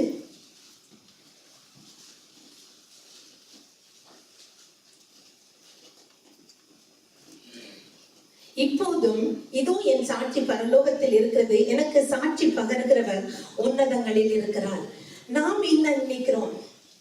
நான் ஏதாவது ஒரு நல்ல காரியம் யாருக்காவது செய்து ஜெபிச்சு ஏதாவது நல்லது நடந்துட்டா இங்க யாராவது வந்து சாட்சி சொன்னா, ஜோய்ஸ் இப்படி ஜெபிச்சாங்க விடுதலை கொடுத்தாங்க என்று சொல்ல வேண்டும் என்று விரும்புகிறாளா ஜோய்ஸ்? அல்லது ஜோய்ஸோட பேரே வரக்கூடாது, கர்த்தருக்கு மகிமை உண்டாக வேண்டும், கர்த்தரை மகிமைப்படுத்த வேண்டும் என்று நாங்கள் யோசிக்கிறோமா? நான் உங்களுக்கு எவ்வளவு காலமா நான் இதெல்லாம் எப்ப வந்தது, எவ்வளவு காலமா நான் உங்களுக்கு எவ்வளவு நன்மையில் நான் செய்யறேன், என்ன மறந்து விட்டு இப்ப யாரையோ பிடிக்கிறீங்களே அப்படின்னு சண்டை போடுறோம்னா, இங்க அவர் என்ன சொல்லுகிறார்? என்னுடைய சாட்சி பரலோகத்தில் இருக்கிறது. நாம் ஒரு நாளும் அன்பு தன்னை புகழாது இருமாப்பா இராது என்று சொல்லப்பட்டிருக்கிறது. அதே நேரத்தில் தானும் புகழாது தற்புகழ்ச்சியை நாடாது என்று 1 கொரிந்தியர் 13 சொல்லப்பட்டிருக்கிறது. நாம் சாதாரண எங்களுக்கு கொடுக்கப்பட்டிருக்கிறது உண்மையாக ஒரு பெரிய கிருபை. இந்த கிருபை அவருக்கு இருக்கவில்லை. பயங்கரமான காலம். அந்த காலகட்டத்திலே எந்த விதமான சட்ட திட்டங்கள் இல்லை. மனுஷர்கள் இஷ்டப்படி வாழ்ந்து கொண்டிருந்தார்கள். நியாய பிரமாணம் இருக்கவில்லை. மனசாட்சி பிரமாண காலம். ஒவ்வொருவரும் தன் மனசாட்சிப்படி அவர்கள் கடவுளை சேவித்து வந்தார்கள். விக்கிரக ஆராதனைக்குள்ளே தான் அங்கே ஜனங்கள் இருந்தார்கள். ஆபிரகாமுடைய சந்ததி விக்கிரக ஆராதனை செய்த ஒரு சந்ததி என்பதை 11ஆம் அதிகாரத்தில் ஆதியாகமத்திலே பார்க்கிறோம். ஆகவே அப்படியாக தேவனை விட்டு ஜனங்கள், அதாவது தேவனை பிடித்துக் கொள்வதும் விடுவதுமாக ஏறுவதும் இறங்குவதும் முழுவதுமாக இருந்த ஒரு சூழ்நிலையிலே இந்த பக்தன் என்ன சொல்லுகிறார்? என்னுடைய சாட்சி பரலோகத்தில் இருக்கிறது. நாமும் இப்படியாக அப்பிரயோஜனம் உள்ளவர்கள், நாம் ஒன்றும் இல்லை, கர்த்தருடைய கையில just an instruments of God என்று சொல்லி நாங்கள் கர்த்தருடைய கரத்தில் ஒரு சாதாரண கருவிகள், அவர் இயக்கினால் இது இயங்கும் அல்லது இது டிசேபிள்டு அப்படி என்ற ஒரு நிலையில் இருக்கிறோமா? அல்லது நாங்கள் நினைக்கும் நான் செய்தேன், என்னுடைய சாட்சி எங்கே என்ன குறித்து புகழாமல் விட்டு விட்டீர்கள், நான் செய்தது மறந்துட்டீங்களா அப்படி என்று போயிட்டு சண்டை போடுறோமா? அல்லது அப்பிரயோஜனம் உள்ளவர்கள், ஆண்டவரே உமக்கே மகிமை உண்டாகுவதாக என்று வாழ வேண்டிய காலம் ஆக இருக்கிறது. 4வது தீர்மானம் 19:25 27. என் மீட்பர் உயிரோடு இருக்கிறார் என்றும் அவர் கடைசி நாளில் பூமியின் மேல் நிற்பார் என்றும் நான் அறிந்திருக்கிறேன். இந்த என் தோல் முதலானவை அணுகி போன பின்பு நான் என் மாம்சத்தில் இருந்து தேவனை பார்ப்பேன். அவரை நானே பார்ப்பேன், அந்நிய கண்கள் அல்ல, என் கண்களே அவரை காணும். இந்த வாஞ்சியால் என் ஒழுந்திரங்கள் எனக்கு சோர்ந்து போகிறது. உண்மையாக யோபுக்கு ஒரு வாஞ்சி இருந்தது, என் மீட்பர் உயிரோடு இருக்கிறார், அவரை என்னுடைய கண்கள் காணும். என்ன சூழ்நிலையில் அவர் சொல்லுகிறார்? தோல் முதலானவைகள், என்ன சொல்லுகிறார்? என்னுடைய எலும்பை மூட கொஞ்சம் தோல் தான் இருக்கு, இந்த மசில்ஸ், இந்த தசை எல்லாமே உருகி வெந்து அழிந்து போய்விட்டது. அன்பானவர்களே, எலும்பை மூட கொஞ்சம் தோல், என்னுடைய பல்லை மூடுவதற்கு கொஞ்சம் தோல் தான். யோசித்து பாருங்க, உங்களுக்கு முன்பதாக ஒரு எலும்பிலே தோல் மாத்திரம் இருந்தால் எவ்வளவு வேதனை இருந்திருக்கும் என்று. அப்படியாக யோபுவே தன்னை குறித்து சொல்ல, என்னுடைய பற்களை மூட கொஞ்சம் தோல் மாத்திரம் இருக்குது என்று. அப்படியான சூழலில் அவர் என்ன சொல்லுகிறார்? என் மீட்பர் உயிரோடு இருக்கிறார், அவர் பூமியிலே நிற்பதை என் கண்கள் காணும். அந்நிய கண்கள் இல்லை, என்னுடைய சொந்த கண்களை காணும். நமக்கு தரிசனம் இருக்கிறதா? இயேசு கிறிஸ்து மத்தியாகத்தில் வரப்போகிறார், அவரை நாங்கள் சந்திக்க போகிறோம், அவர் தன்னை போல என்னையும் மறுரூபமாக்கி எடுத்துக்கொள்ள போகிறார் என்று நம்பிக்கை இருக்கிறதா? அந்த நம்பிக்கை இருக்குமானால் கண்கள் சரீரத்துக்கு வெளிச்சம், அதாவது பலகனை போல இருக்கிறது, விளக்காக இருக்கிறது என்று சொல்லப்பட்டிருக்கிறது. நம்முடைய கண்கள் இந்த சரீரத்தை பாவம் செய்வதற்கு தூண்டுவது என்ன தெரியுமா? இந்த கண்களாலே பார்த்து பிரெயின்ல தீர்மானம் எடுத்து இருதயத்துக்கு வரும்போது அதை செயல்படுத்துகிறோம். நாம் கண்களை எப்படி பார்த்து கொண்டு இருக்கிறோம்? எங்களுடைய கண்களாலே நாம் தேவையற்ற காரியங்களை பார்த்து ஆசைப்படுகிறோமா? மற்றவர்களுக்கு இருக்கிறது வேண்டும் என்று சொல்லி, அப்படியாக மற்றவனை போல இருக்க வேண்டும் என்று யோசிக்காதபடி இயேசுவை போல இருக்க வேண்டும். என் மீட்பர் இயேசு, அவரை போல இருக்க வேண்டும். அவருடைய வாயிலே அவர் ஒரு நாளும் பொய் சொல்லும் இல்லை, அவரிடத்தில் பாவம் குற்றம் ஒன்றையும் கண்டுபிடிக்கவில்லை. அன்பானவர்களை 6 தடவைகள் இயேசுவை விசாரித்தார்கள். அப்படி விசாரித்த பொழுது அவரிடத்தில் ஒரு குற்றமும் காணப்படவில்லை. பிலாத்து கையை கழுவினார். அந்த தேவனுடைய பிள்ளைகளில் அந்த ஆவியானவர் இருக்கிறார் என்று சொன்னார். கர்த்தருடைய ஆவியானவர் இருக்கிறார் என்று சொல்லி இயேசு ஆரம்பித்தார். அதே ஆவியை தான் நமக்கும் கொடுத்தார், தேற்றவாளர். இந்த ஆவியானவர் இருப்பார் என்று சொன்னால் அந்த அன்பின் சொருவின் அன்பு சுபாவங்கள் நமக்குள்ளே இருக்குமே தவிர அடுத்தவன் வீட்டை நாங்கள் நோக்கி பார்க்க மாட்டோம், அடுத்தவனுடைய ட்ராக்ல நாங்கள் ஓடுவதற்கு முயற்சிக்க மாட்டோம். இப்போ இந்த கிழமை என்னுடைய ட்ரெவல் கார்டை நான் போட்டு விட்டேன், ட்ரெயினில் அந்த ட்ராக்குக்குள்ளே விழுந்து விட்டது. அப்பொழுது நானும் என்னுடைய கணவரும் தான் வந்தோம்.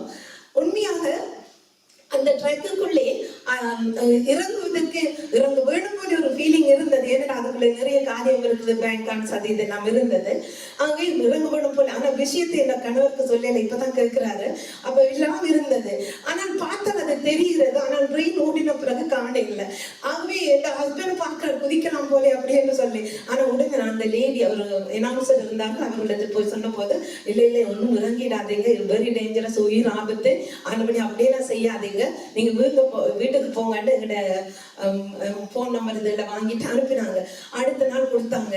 அப்ப கொடுத்த போது உண்மையாக எனக்கு அதுக்குள்ளே இறங்குவதற்கு அதிகாரம் இல்லை. அதிகாரம் உள்ளவர்கள் இறங்கினார்கள், அத்தனை பொருட்களை மக்களை திரும்பி கொடுத்தார்கள். எனக்கென்று நியமிக்கப்பட்ட ஓட்டத்திலே உண்மையாக அந்த ட்ராக்குள்ளே இறங்க, எலக்ட்ரிசிட்டி இருக்கும், எத்தனையோ காரியம் இருக்கலாம், எனக்கு ஒன்றுமே தெரியாது. ஆனால் உண்மையாக அந்த பேக்கிலே தான் நான் குதிக்கல. அதுபடி ஏதாவது கரண்ட் அடிச்சு செத்துட்டு வேணும் அப்படின்னு சொல்லி அப்படி ஒரு பயம் வந்துச்சு. ஆனால் என்னோட கணவர் ரெட்டி பார்க்கிறார், ஆனால் அவரும் குதிக்கல, என்ன பயத்திலையோ தெரியாது. இருந்தாலும் எங்களுக்கு என்று அந்த பொறுப்பு இல்லை. அது கொடுக்கப்பட்ட பொறுப்பு. அவர்கள் செய்தார்கள், ஒழுங்காக டிராவல் காட்டும் கிடைத்தது, எல்லாமே கிடைத்தது. ஆகவே மற்றவர்களுடைய பொறுப்புகளுக்குள்ளே நாங்கள் போகாதபடி நம்முடைய பொறுப்பை நாம் கவனமாக கவனித்துக் கொள்வது அவசியம். 5ஆவதாக 23:10 ஆனாலும் நான் போகும் வழியை அவர் அறிவார், அவர் என்னை சோதித்த பின்பு நான் பொன்னாக விளங்குவேன். ஆனாலும் நான் போகும் வழி அவர் அறிவார், அவர் சோதித்த பின்பு நான் பொன்னாக விளங்குவேன். உண்மையாக இந்த தரிசனம் இருக்க வேண்டும். இந்த சோதனை கொஞ்ச காலத்தில் நீங்கி போகிற லேசான உபத்திரவம் நித்தியமான மகிமையை உண்டாக்கும் என்ற அந்த தரிசனம் இருக்க வேண்டும். எனக்கு வந்திருக்கிற இந்த சோதனை, எனக்கு வந்திருக்கிற இந்த டிஃபிகல்ட் பாத் என்னை நித்தியமான மகிமைக்குள்ளே கொண்டு போவதற்காக கர்த்தர் அனுமதித்திருக்கிறார் என்ற அந்த நம்பிக்கை நமக்கு இருக்கும். ஆனாலும் நான் போகும்படி அவர் அறிவார், அவர் என்னை சோதித்த பின்பு நான் பொன்னாக விளங்குவேன். உண்மையாகவே சோதனை மனிதனை சாதனை வீரனாக மாற்றும். சோதனை மனிதனை சாதனை வீரனாக மாற்றும். ஓட்டப்பந்தயம் நமக்கு எல்லாருக்கும் பார்த்திருக்கிறோம். ஆனால் மறக்க முடியாத ஒன்று, அந்த அமெரிக்காவில அந்த பாய் ஓடும் பொழுது அவருக்கு சுளுக்கி விட்டது அல்லவா? ஆனால் எல்லோரும் முதல் prize, second prize, third prize எல்லாம் எடுத்தார்கள். ஆனா அந்த மகன் ஓடிக்கொண்டே இருந்தாரு. ஓடிக்கொண்டே இருந்தபடினால் பிரைஸ் வாங்கினவர்களை குறித்து நாங்கள் மறந்துட்டோம். ஆனால் இந்த நபருடைய காரியம் மறக்க முடியாத காரியம். அவர் கடைசி வரை ஓடி வந்தார். தகப்பன் தோள் கொடுத்தார்.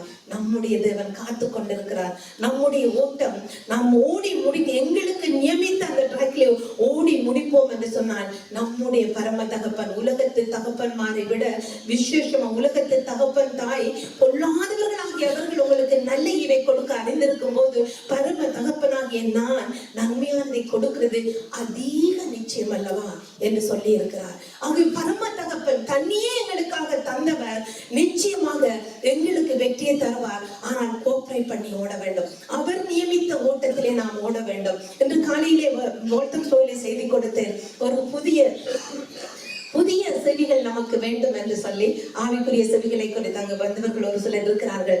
ஆகவே உண்மையாக ஆவியானவர் நம்மோடு பேசுவதை கேட்கிறதுக்கு இந்த மாம்ச செவிகளால் முடியாது. இந்த செய்தியை நான் ப்ரிப்பேர் பண்ணினது முந்த நாள் இரவு. அப்பொழுது கர்த்தர் சொன்னார், நீ வால்தம் சோயிலே இந்த சண்டே செய்தி கொடுக்க போகிறாய், ஆகவே இதை ஒழுங்காக எழுதி போடு அப்படி என்று சொல்லி அந்த இரவிலே நான் எழுதினேன். எழுதினதுக்கு பின்பதாக நேற்று இரவு சகோதரன் என்ன கேட்டார், சிஸ்டர் நீங்க செய்தி கொடுக்க முடியுமா என்று சொல்லி. ஆவியானவர் சொல்லுகிறதை காதுள்ளவன் கேட்க கடவன். நேற்று 12 மணிக்கு வந்து செய்தி எடுக்கிறதுனா ரொம்ப கஷ்டமான காரியம். 3 hours வேணும் ஒரு செய்தி எடுப்பதற்கு. ஆனால் இந்த செய்தியை முதல் நாள் இரவை கர்த்தர் கொடுத்தபடினால், அவர் கொடுத்து அந்த சத்தத்தை கேட்டபடினால் இன்றைக்கு அது இலகுவாக இருந்தது. ஆகவே உண்மையாக சோதனை மனிதனை சாதனையாக மாற்றும். என்ன சோதனை நீங்கள் போகிறீர்களோ எனக்கு தெரியாது. விசா டிலே பண்ணலாம், ஒர்க் பர்மிட் டிலே பண்ணலாம், அல்லது குடும்பத்துக்குள்ளே யோபுவை போல ஒரு தனிமையோடு கூட நீங்கள் இருக்கலாம். ஒரு பெரிய குடும்பத்திலே இருக்கிறோம் என்று மற்றவர்கள் பார்ப்பார்கள். ஆனால் ஆவிக்குரிய நிலையிலே நீங்கள் பார்க்கும் பொழுது ஒரு தனிமை உணர்கிறீர்களா? யோபுவை போல சொல்லுங்கள், அவர் என்னை சோதித்த பின்பு நான் பொன்னாக விளங்குவேன். அவர் என்னை சோதித்த பின்பு இந்த சோதனை என்னை சாதனை வீரனாக மாற்ற போகிறது. இது என்னை மண்ணை கவ வைக்கவல்ல, என்னை உயர்ந்தவனாக நிறுத்துவதற்கு, உயர்ந்தவளாக நிறுத்துவதற்கு தான் இந்த சோதனை வந்திருக்கிறது என்று சொல்வோமா? ரோமர் 5வது அதிகாரம் 3-4 என்ன சொல்லுகிறது? உபத்திரவம் பொறுமையும், பொறுமை பரீட்சையும், பரீட்சை நம்பிக்கையும் உண்டாக்கும் என்று அறிந்து உபத்திரவங்களிலும் மேன்மை பாராட்டுகிறோம். உபத்திரவம் பொறுமையும், பொறுமை பரீட்சையும், பரீட்சை நம்பிக்கை உண்டாக்கும் என்று அறிந்து, பரீட்சை நம்பிக்கை உண்டாக்கும் என்று அறிந்து உபத்திரவங்களிலும் மேன்மை பாராட்டுகிறோம். நாங்க உபத்திரத்துல மேன்மை பாராட்டுறோமோ, ஐயோ நோய் எப்படி செய்துட்டோங்களே, எப்படி வந்துட்டுதே, நானே விழுந்து போட்டு முதுகுல அடிச்சிட்டுதே, உடைச்சிட்டுதேன்னு சொல்லி குற்றம் சாட்டாதபடி கொஞ்சம் நாம் சில துக்கங்கள் சோதனைகள் வரும்போது அதை சகிக்கும் போது அது உண்மையா சாதனையாக சாட்சியாக மாறுகிறது என்று சொல்லி நாங்கள் பார்ப்போம். உண்மையாக இப்பொழுது கொஞ்ச நாள் எனக்கு விழுகிறது வேடிக்கையாக இருக்கிறது. என்னவோ தெரியாது, அடிக்கடி விழுகிறேன் அல்லது விழுத்துகிறேன். இருந்தாலும் கர்த்தர் என்னை காக்கிறார். ரயில்வே ட்ராக்குக்குள்ள கூட ஒரு நாள் என்னுடைய கிராண்ட் நீஸ் ஒருவருக்கு திருமணம் ஆயத்த பண்ணி கொண்டிருந்தேன். வாக்கிங் சைட்ல தான் பெரிய கேப் இருந்தது, விழ பார்த்துக்கிட்டேன். இருந்தாலும் அந்த ட்ராக்கு உள்ளே விழாத படிக்க கர்த்தர் இந்த பிளாட்ஃபார்ம்ல காத்து கொண்டார். எப்படி இருப்பினும் நமக்கு சோதனைகள் வரும் பொழுது அதை சாதனையாக மாற்றுவதற்கு, அவர் சாட்சியாக நிறுத்துவதற்கு அவர் உண்மை உள்ளவராக இருக்கிறார். 27:2-4 6வது தீர்மானம். உயிருள்ளவரை நான் 27 என் சுவாசம் என்னிலும் தேவன் தந்த ஆவி என் நாசியிலும் இருக்க மட்டும் என் உதடுகள் தீமை சொல்வதும் இல்லை, என் நாக்கு கபடம் பேசுவதும் இல்லை என்று சொல்லி அதாவது சத்தியம் பண்ணுவதை பார்க்கிறோம். என் நியாயத்தை தள்ளிவிடுகிற தேவன் என் ஆத்மாவை கசப்பாக்குகிற சர்வ வல்லவனாகிய ஜீவனை கொண்டு சொல்லுகிறேன். யோபு பார்த்தா என்னை விட பெரியவன் இந்த பூமியில் ஒருவரும் இல்லை, தேவன் ஒருவரை சத்தியம் பண்ணக்கூடாது. ஆனால் அந்த நாட்களிலே அறிவு குறைந்த நாட்கள் இருந்தாலும் அவர் என்ன சொல்லுகிறார், அந்த நாட்களிலே அவர்களுக்கு மனசாட்சி பிரமாணம் நமக்கு கொடுத்தது போல வானம் அவருடைய சிங்காசனம், பூமி அவருடைய பாதப்படி, எதிலும் நாங்கள் சத்தியம் பண்ணக்கூடாது என்று எழுதி எதுவுமே கொடுக்கப்படவில்லை. ஆகவே அவர் தன்னுடைய அறிவு கட்டிலபடி அவர் என்ன சொல்லுகிறார், என் ஆத்மாவை கசப்பாக்குகிற சர்வ வல்லவன்படியாக ஜீவனை கொண்டு சொல்லுகிறேன் என்று சொல்லுகிறார். என்ன சொல்லுகிறார், என் உதடுகள் தீமை சொல்வதும் இல்லை,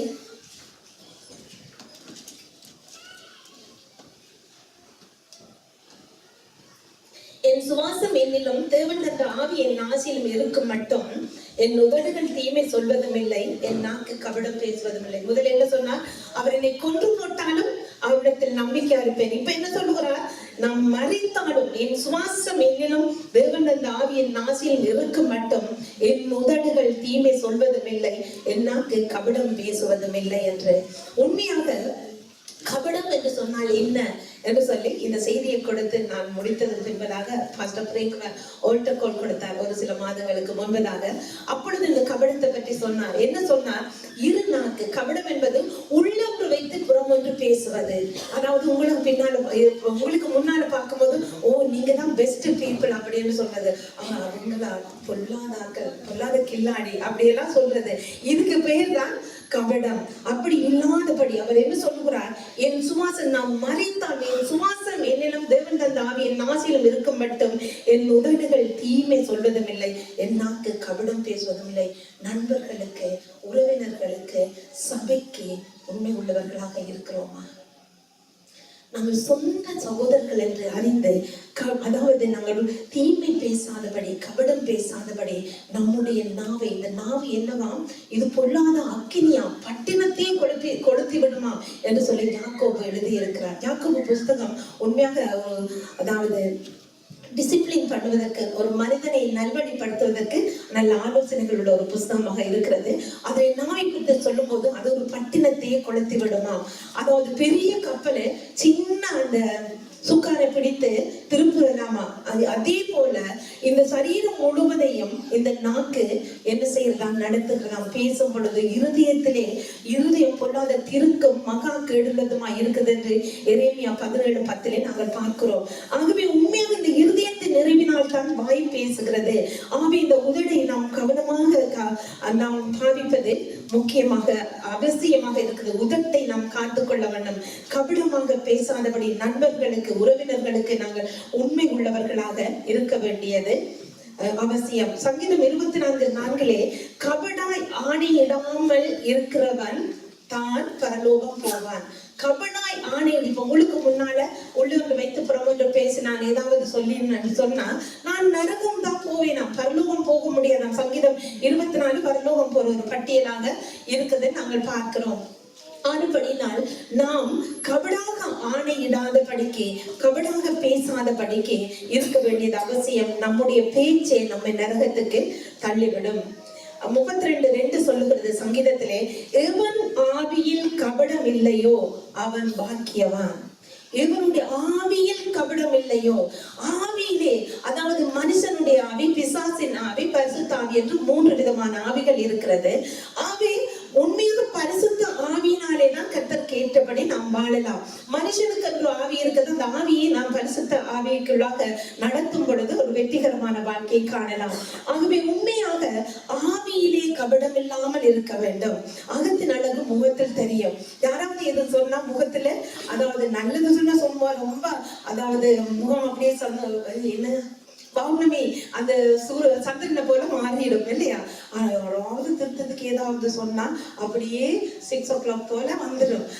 அப்படி வராதபடிக்கு நாம் என்ன செய்ய வேண்டும்? நம்முடைய நாவை நாம் கவனமாக பாவிக்க வேண்டியது அவசியமாக இருக்கிறது. கடைசியாக 31:1 மிக முக்கியமானது. கண்களோடு உடன்படிக்கை பண்ணின நான் ஒரு கன்னிகை மேல் நோக்கமாய் இருப்பேனோ. இதை முன்னாலே போட்டிருக்க வேண்டும். உண்மையாக இத்தனை தீர்மானத்துக்கும் அஸ்திவாரம் என்ன தெரியுமா? பரிசுத்தம். பரிசுத்தம் இல்லாமல் ஒருவரும் தேவனை தரிசிக்க முடியாது.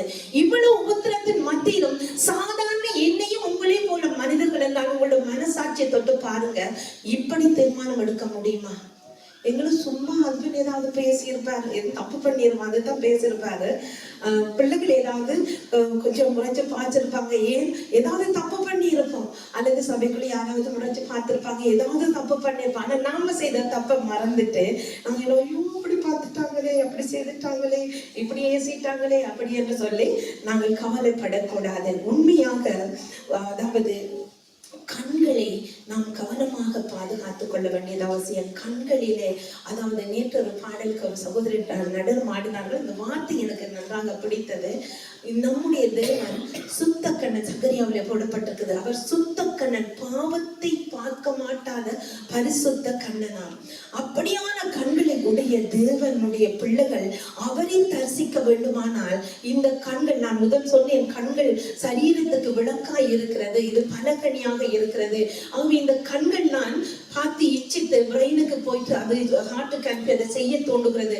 ஆக இந்த கண்களை நான் தீமையை பார்க்க மாட்டேன், கர்த்தருக்கு பிரியமற்ற காரியங்களை நான் பார்க்க மாட்டேன் என்று நாம் தீர்மானம் எடுக்க வேண்டியது அவசியமாக இருக்கிறது.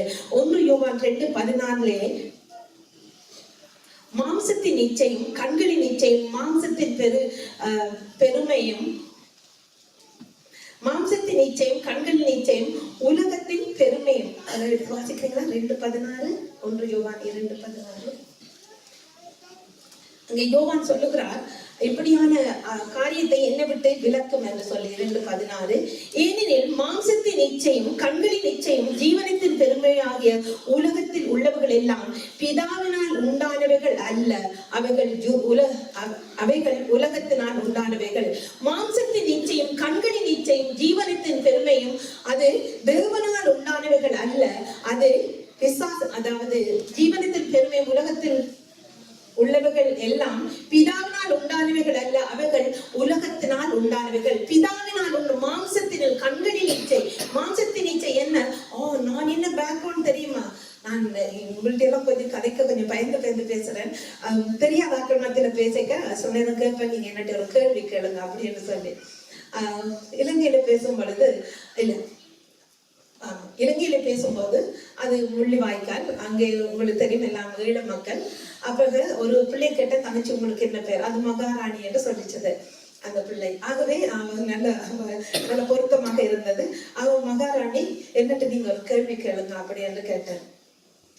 அப்ப அவ என்னட்ட கேள்வி இல்ல அவட்ட நானே கேட்டேன், தங்கச்சி உங்களுக்கு என்ன பேருன்னு.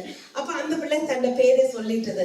ஆனா நான் சொன்னேன், இந்த பிள்ளை இப்படி தன்னை பேரை சொல்லாமல் என்ன யாருன்னு தெரியுமா, என்னுடைய அப்பா அங்க இருந்தாரு, அம்மா இங்க இருந்தாங்க, அவங்களுக்கு அந்த பேர் இந்த பேர், நான் அந்த தெரியுமா அந்த வில்லேஜ்ல அல்ல அந்த பட்டினது வில்லேஜ், நம்ம ஊர்ல வில்லேஜுக்கு மதிப்பில்லை, இங்க வில்லேஜை தேடி போறாங்க, அது ஒரு சைட். ஆமா, என்ன நாம் மெயின் ரோட்ல இருக்கிறத முந்தி விரும்பும், இப்ப உள்ளுக்கு இருக்கிறதுக்கு தான் விலகோட. இது உலகத்துல உள்ள காரியம்.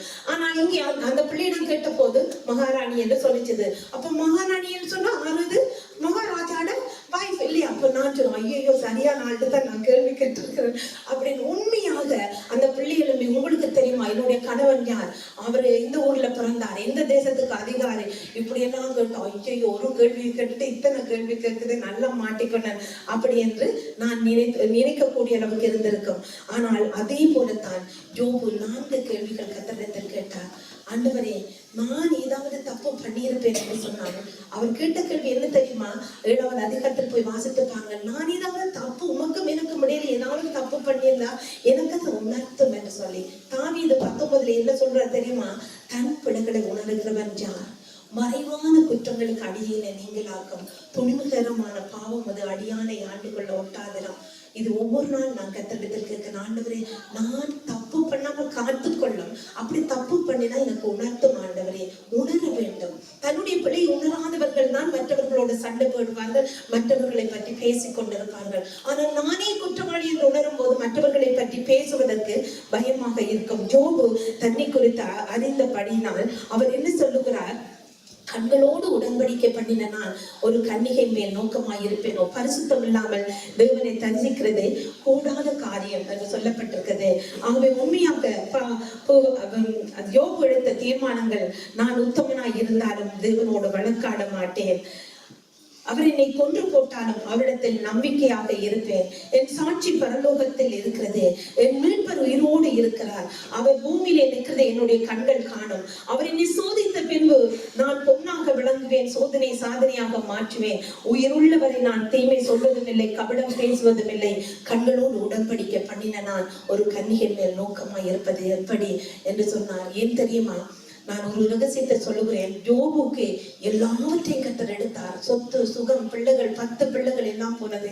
யோபுடைய குணத்தை அறிந்தபடினால் இவரை நான் ஆசீர்வதிக்க திட்டம் வைத்திருக்கிறார். ஆகவே யோபுடைய மனைவி தப்பாக பேசியிருந்தாலும் யோபுடைய மனைவியை சத்துரு தொடாதபடி வேலி எடுத்து வைத்தார். ஹல்லேலூயா. ஏன் தெரியுமா, இந்த பக்தன், இந்த உத்தமன், இந்த பரிசுத்தன் இன்னொரு கன்னிகையை கொடுத்தால் திருமணம் செய்ய மாட்டான், இவனை ஆசீர்வதிக்க முடியாது, இவன் இழந்தது எல்லாவற்றையும் இரட்டத்தனியா நான் கொடுக்க வேண்டும்.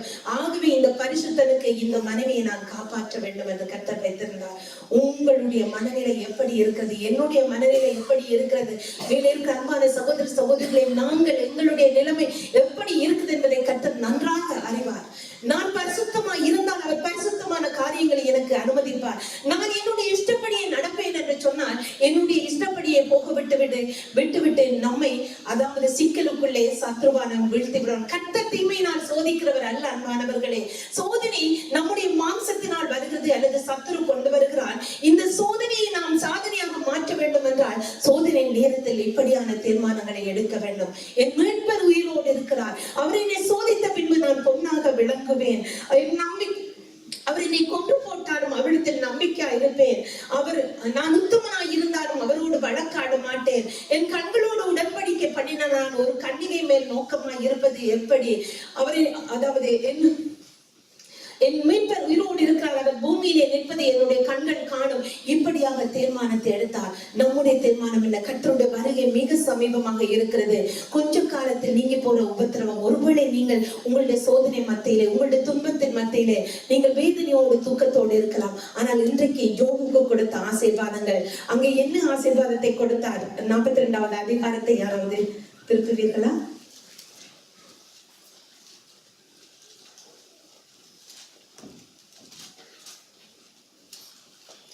யோபுடைய வாழ்க்கையை பார்க்கும் பொழுது, ஆதலால் நீங்கள் கர்த்தர் சொல்லுகிறார் 42வது அதிகாரம் 7 வாசிக்கிறேன். கர்த்தர் இந்த வார்த்தைகளை யோபோடைய பேசின பின் கர்த்தர் தேமானிய எலிபாசை நோக்கி, உன்மேலும் உன் 2 சிநேகிதர் மேலும் எனக்கு கோபம் மூடுகிறது.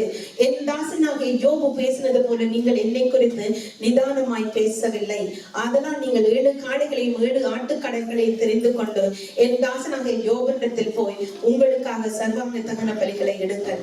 யோபு நான் ஆரம்பத்திலே சொன்னேன், அவர் ஆசாரியனாக இருந்திருக்க வேண்டும் என்று சொல்லி, உண்மையாக தேவனுக்கு பயந்த ஒரு மனிதன். அந்த மனிதனுக்கு சோதனையை முகாந்திரம் இல்லாமல் சத்துரு கொண்டது உண்மைதான்.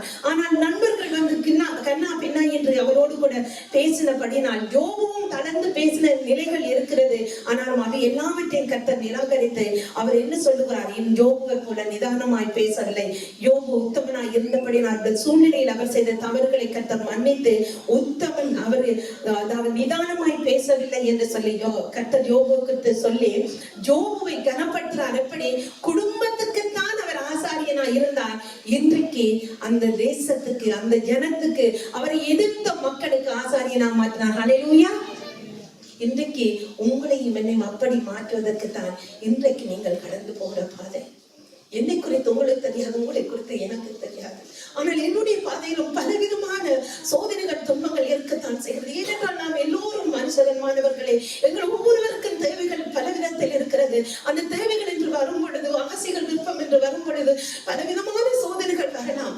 இவற்றின் மத்தியில் ஜோபுவை போல நாம் இருப்போம் என்று சொன்னால் நம்முடைய சோதனை அது சாதனையாக மாறும். இங்கே நமக்கு அவருக்கு எதிர்த்து நின்ற அந்த நண்பர்கள் சொல்லுகிறார், ஜோபுவிடத்தில் காளைகளை கொண்டு போங்கள். உங்களை தேடி, உங்களை எதிர்த்த ஜனங்கள் உங்களை தேடி வரப்போகிறார்கள். உங்களுடைய தீர்மானம் தான் உங்களை உயர்த்த போகிறது. நீங்கள் எதிர்பார்த்திருக்கிற முடிவை உங்களுக்கு கொடுக்கும்படி உங்கள் மேல் இருந்திருக்கிற நினைவுகளை அறிவேன். அவைகள் தீமைக்கல்ல, சமாதானத்துக்கு ஏதுவானவைகளே. நீங்கள் எதிர்பார்க்கிறது என்ன? நல்லது எதிர்பாருங்கள், நல்லது நடக்கும். அன்பாக இருக்க முயற்சிங்கள், அன்பு உங்களை தேடி வரும்.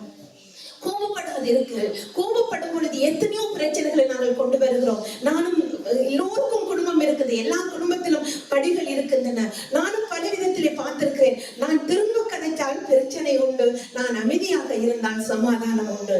என்னுடைய கருத்திலே தான் என்னுடைய குடும்பத்தின் சமாதானம் இருக்கிறது என்பதை நான் 37 வருஷ அனுபவத்திலே சொல்லுகிறேன்.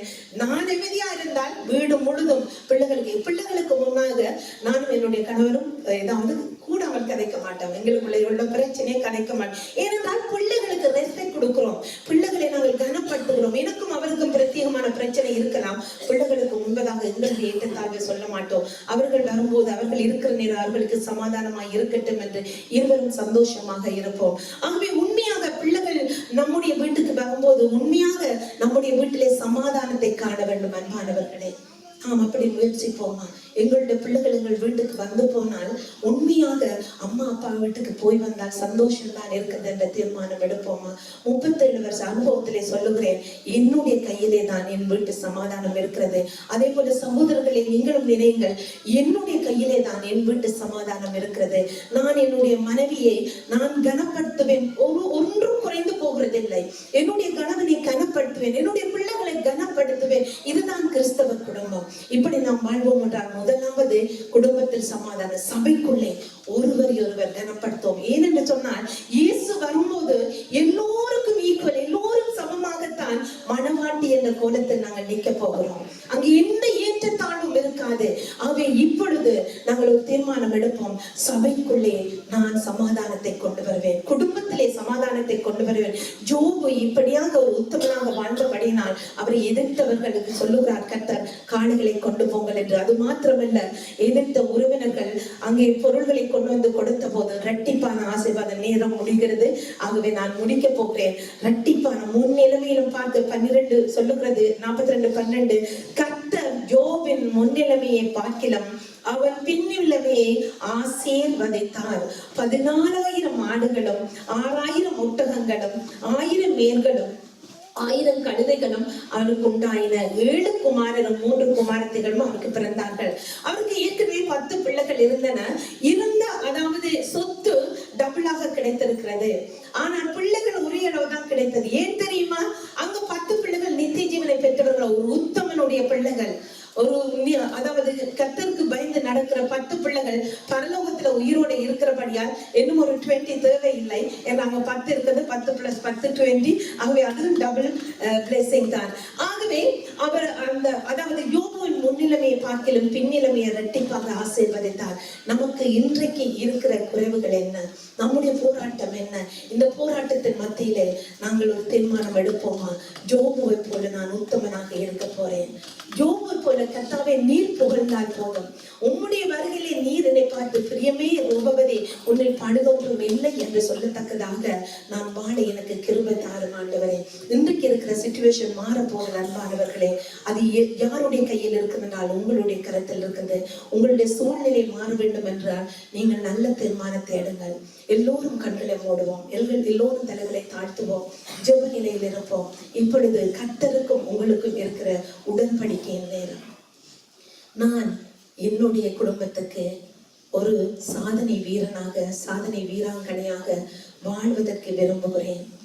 என்னுடைய சோதனையை நான் சாதனையாக மாற்றப் போகிறேன் என்று சொல்லுவர்கள் இருப்பீர்கள். ஆனால் இந்த இடத்துல எல்லோரும் கண்களை மூடி இருக்கிறார்கள். நான் கர்த்தரோடு நடக்க போகிறேன். என்னுடைய வாழ்க்கை இந்த புதிய வருஷத்திலே ஒரு புதுமையாக இருக்க வேண்டும். ஒருவேளை இயேசு வருவாரானால் என் கண்களால் என் மீட்பர், என் நேசர், என் ஆத்தும மணாளனை நான் காண வேண்டும். ஆகவே நான் ஜோபு போல இந்த தோல்வின் மத்தியிலும் இப்பொழுது போகிற இந்த பாதை மத்தியிலும் நான் சமாதானமாய் அவரோடு கூட வாழ போகிறேன் என்று சொல்லுகிறவர்கள் இருப்பீர்களானால் கைகளை உயர்த்துங்கள். உங்களுக்காக ஜெபித்து முடிக்க போறேன். Praise your holy name, Father. Thank you sisters, thank you brothers, hallelujah, thank you Father. ஆண்டவரே, கை உயர்த்தி இருக்கிற ஒவ்வொரு பிள்ளைகளுக்கு அம்மாக்கு நன்றி. உங்கள் கரங்களை கீழே வைக்கலாம். ஆண்டவரே, பிள்ளைகளை நீர் காண்கிற தெய்வம் கர்த்தாவே, நானும் நீ காண்கிற தெய்வம் என்று நீ சொல்லி இருக்கிறேன். உத்தமன் சன்மார்க்கன் தேவனுக்கு பயந்து பொல்லாப்பை விட்டு விலகுற அந்த மனிதனுக்கு சத்ரு முகாந்திரம் இல்லாமல் உம்மை பிரிக்கும்படிக்கு கட்ட உம்மை துதிக்காதபடி ஆராதிக்காதபடிக்கு பிரிவினை கொண்டு வரும்படிக்கு பரலோகத்துக்கு மனிதனுக்கு இடையிலே பிரிவினையை கொண்டு வரும்படிக்கு அவன் எடுத்த முயற்சிக்கு யோபு இடம் கொடுக்காதபடினால் யோபுவின் வாழ்க்கை மாறுறது போல ஆண்டவரே உத்தமமாக வாழ வேண்டும் என்று உம்முடைய பிள்ளைகள் கருத்து உயர்த்தி இருக்கிறார்கள் கர்த்தாவே.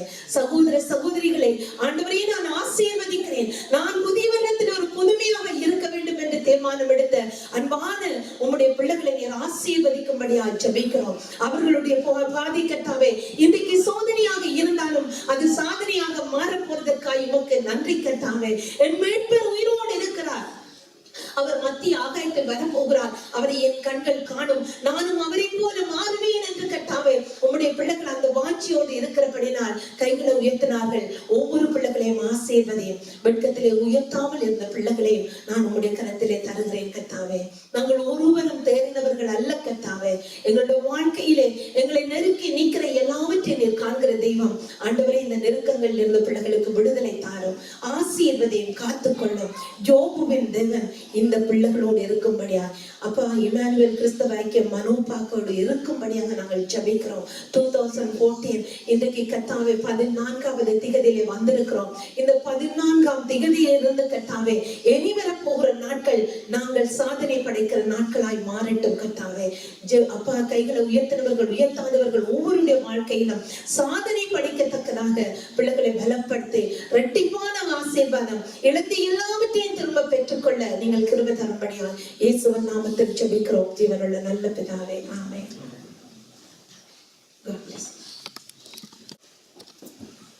ஒரு வசனத்தை 42வது அதிகாரத்திலே யோபுவை இப்படியாய் தேவன் ஆசீர்வதிப்பதற்கு முன்பதாக யோபு இப்படி கூறுகிறார். அப்பொழுது யோபு கர்த்தருக்கு பிரதியுத்தரமாக, தேவரீர் சகலத்தையும் செய்ய வல்லவர், நீ செய்ய நினைத்தது தடைபடாது என்பதை அறிந்திருக்கிறேன்.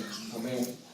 எங்களுக்கும் அப்படிப்பட்ட ஒரு விசுவாசம், எங்களுக்கும் அப்படிப்பட்ட ஒரு நம்பிக்கை வேணும். எப்படி யோபு எல்லாத்தையும் இழந்து தேவன் கொடுப்பதற்கு முன்பதாக இந்த அதிகாரத்திலே 2வது வசனத்தில் அவன் இப்படி கூறுகிறான், தேவரீர் சகலத்தையும் நீ செய்ய வல்லவர், நீ செய்ய நினைத்தது தடைபடாது என்பதை அறிந்திருக்கிறேன். நீங்களும் நானும் அப்படி அவன் கர்த்தரை அப்படி அவன் அறிந்திருந்தான். நாங்களும் அப்படி எங்கள் இயேசுவை எங்கள் தேவனை அறிந்திருக்க வேண்டும். ஆமென்.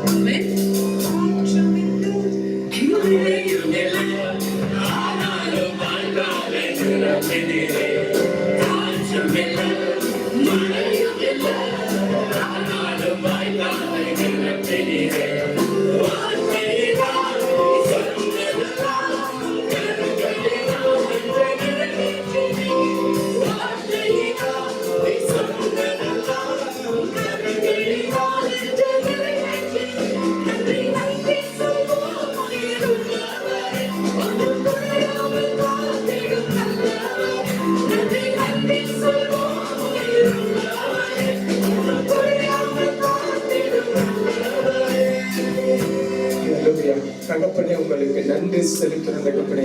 எங்களோட வாழ்க்கையில காற்றும் இல்ல மழையும் இல்லாமல் இருந்தாலும் தகப்பனே எங்கள் வாய்க்கால்களை நிரப்ப வல்ல தெய்வம் நீர் அல்லவோ தகப்பனே. இயேசுவின் நாமத்தினால தகப்பனே இந்த நேரத்துல இங்க வந்திருக்கிறவங்களோட பிள்ளைகளை ஒவ்வொருத்தருக்காக நான் ஜெபிக்கிறேன் தகப்பனே. அப்பா இவர்கள் என்னென்ன பாதைகளாய் கடந்து செல்கிறார்கள் நாணிகள், ஆனாலும் தகப்பனே வார்த்தைகளை கொடுத்த தெய்வன் உங்களுடைய கரத்தினாலே நீர் அவைகளை நிறைவேற்றும்படியாக தகப்பனே வாக்கு தத்தம் கொடுத்த பல்ல தெய்வம் உண்மையுள்ள தெய்வமாய் இருக்கிறார். நிச்சயமாய் முடிவுண்டு ஒரு நம்பிக்கை வீண் போகாது என்று சொல்லுகிற தேவன் தாமே இயேசுவின் நாமத்தினால் தகப்பனே ஒவ்வொருடைய வாழ்க்கையில தகப்பனே அப்பா அவர்கள் என்னென்ன பாடுகளுக்குள்ளாய் கடந்து சென்றாலும் அவைகளை நீர் நிறைவேற்றும்படியாய் ஐயா காரியங்களை நீர் ஐயா தகப்பனை செய்து முடிக்கும்படியாக நாங்கள் ஜெபிக்கிறோம். அன்றைக்கு யோபுட வாழ்க்கை தகப்பனே அவனுடைய முன்னிலையில பார்க்கிலும் அவனுடைய பின்னலைகளை இரட்டத்தனியாய் ஆசீர்வதித்த தேவன். அப்பா உம்மை மாத்திரம் நம்பி உங்கள் விசுவாசம் வைத்து உமக்கென தங்களை அர்ப்பணித்து வந்திருக்கிற இங்க வந்திருக்கிற ஒவ்வொரு குடும்பத்துக்காக நான் ஜெபிக்கிறேன் தகப்பனே. ஒவ்வொரு தனி நபர்களுக்காக நான் ஜெபிக்கிறேன் தகப்பனே. ஒவ்வொரு வயது முதிர் வந்த ஊர்களுக்காக நான் ஜெபிக்கிறேன் தகப்பனே. ஒவ்வொரு வாலிப பிள்ளைகளுக்காக நான் ஜெபிக்கிறேன் தகப்பனே. இயேசுவின் நாமத்தினால தகப்பனே அவருடைய வாய்க்கால்களை நீ நிரப்பும் தகப்பனே. இயேசுவின் நாமத்தினால அவருடைய வாய்க்கால்களை நிரப்பும்படியாக நாங்கள் ஜெபிக்கிறோம் தகப்பனே.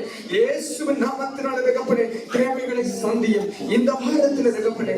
இந்த வாரத்துல தகப்பனே நாளைய தொடங்க ஐயா நாளைக்கு அவர்கள் வேலைக்கு போகும் பொழுதோ எங்கே சென்றாலும் தகப்பனே ஐயா அவர்கள் ஐயா எதிர்பார்த்து கொண்டிருக்கிற காரியத்தை நீ செய்யும்படியாக நாங்கள் ஜெபிக்கிறோம் ஐயா. இதுவரையும் நான் காத்து கொண்டிருக்கிறேன், இன்னும் இந்த காரியம் எனக்கு கைகூடி வரவில்லை என்று யோசித்துக் கொண்டிருக்கிற சகோதரியா இருக்கலாம் சகோதரியா இருக்கலாம் யாரா இருந்தாலும் தகப்பனே இந்த காரியத்தை நீ கைகூடி வர செய்யும்படியாக நாங்கள் ஜெபிக்கிறோம் தகப்பனே.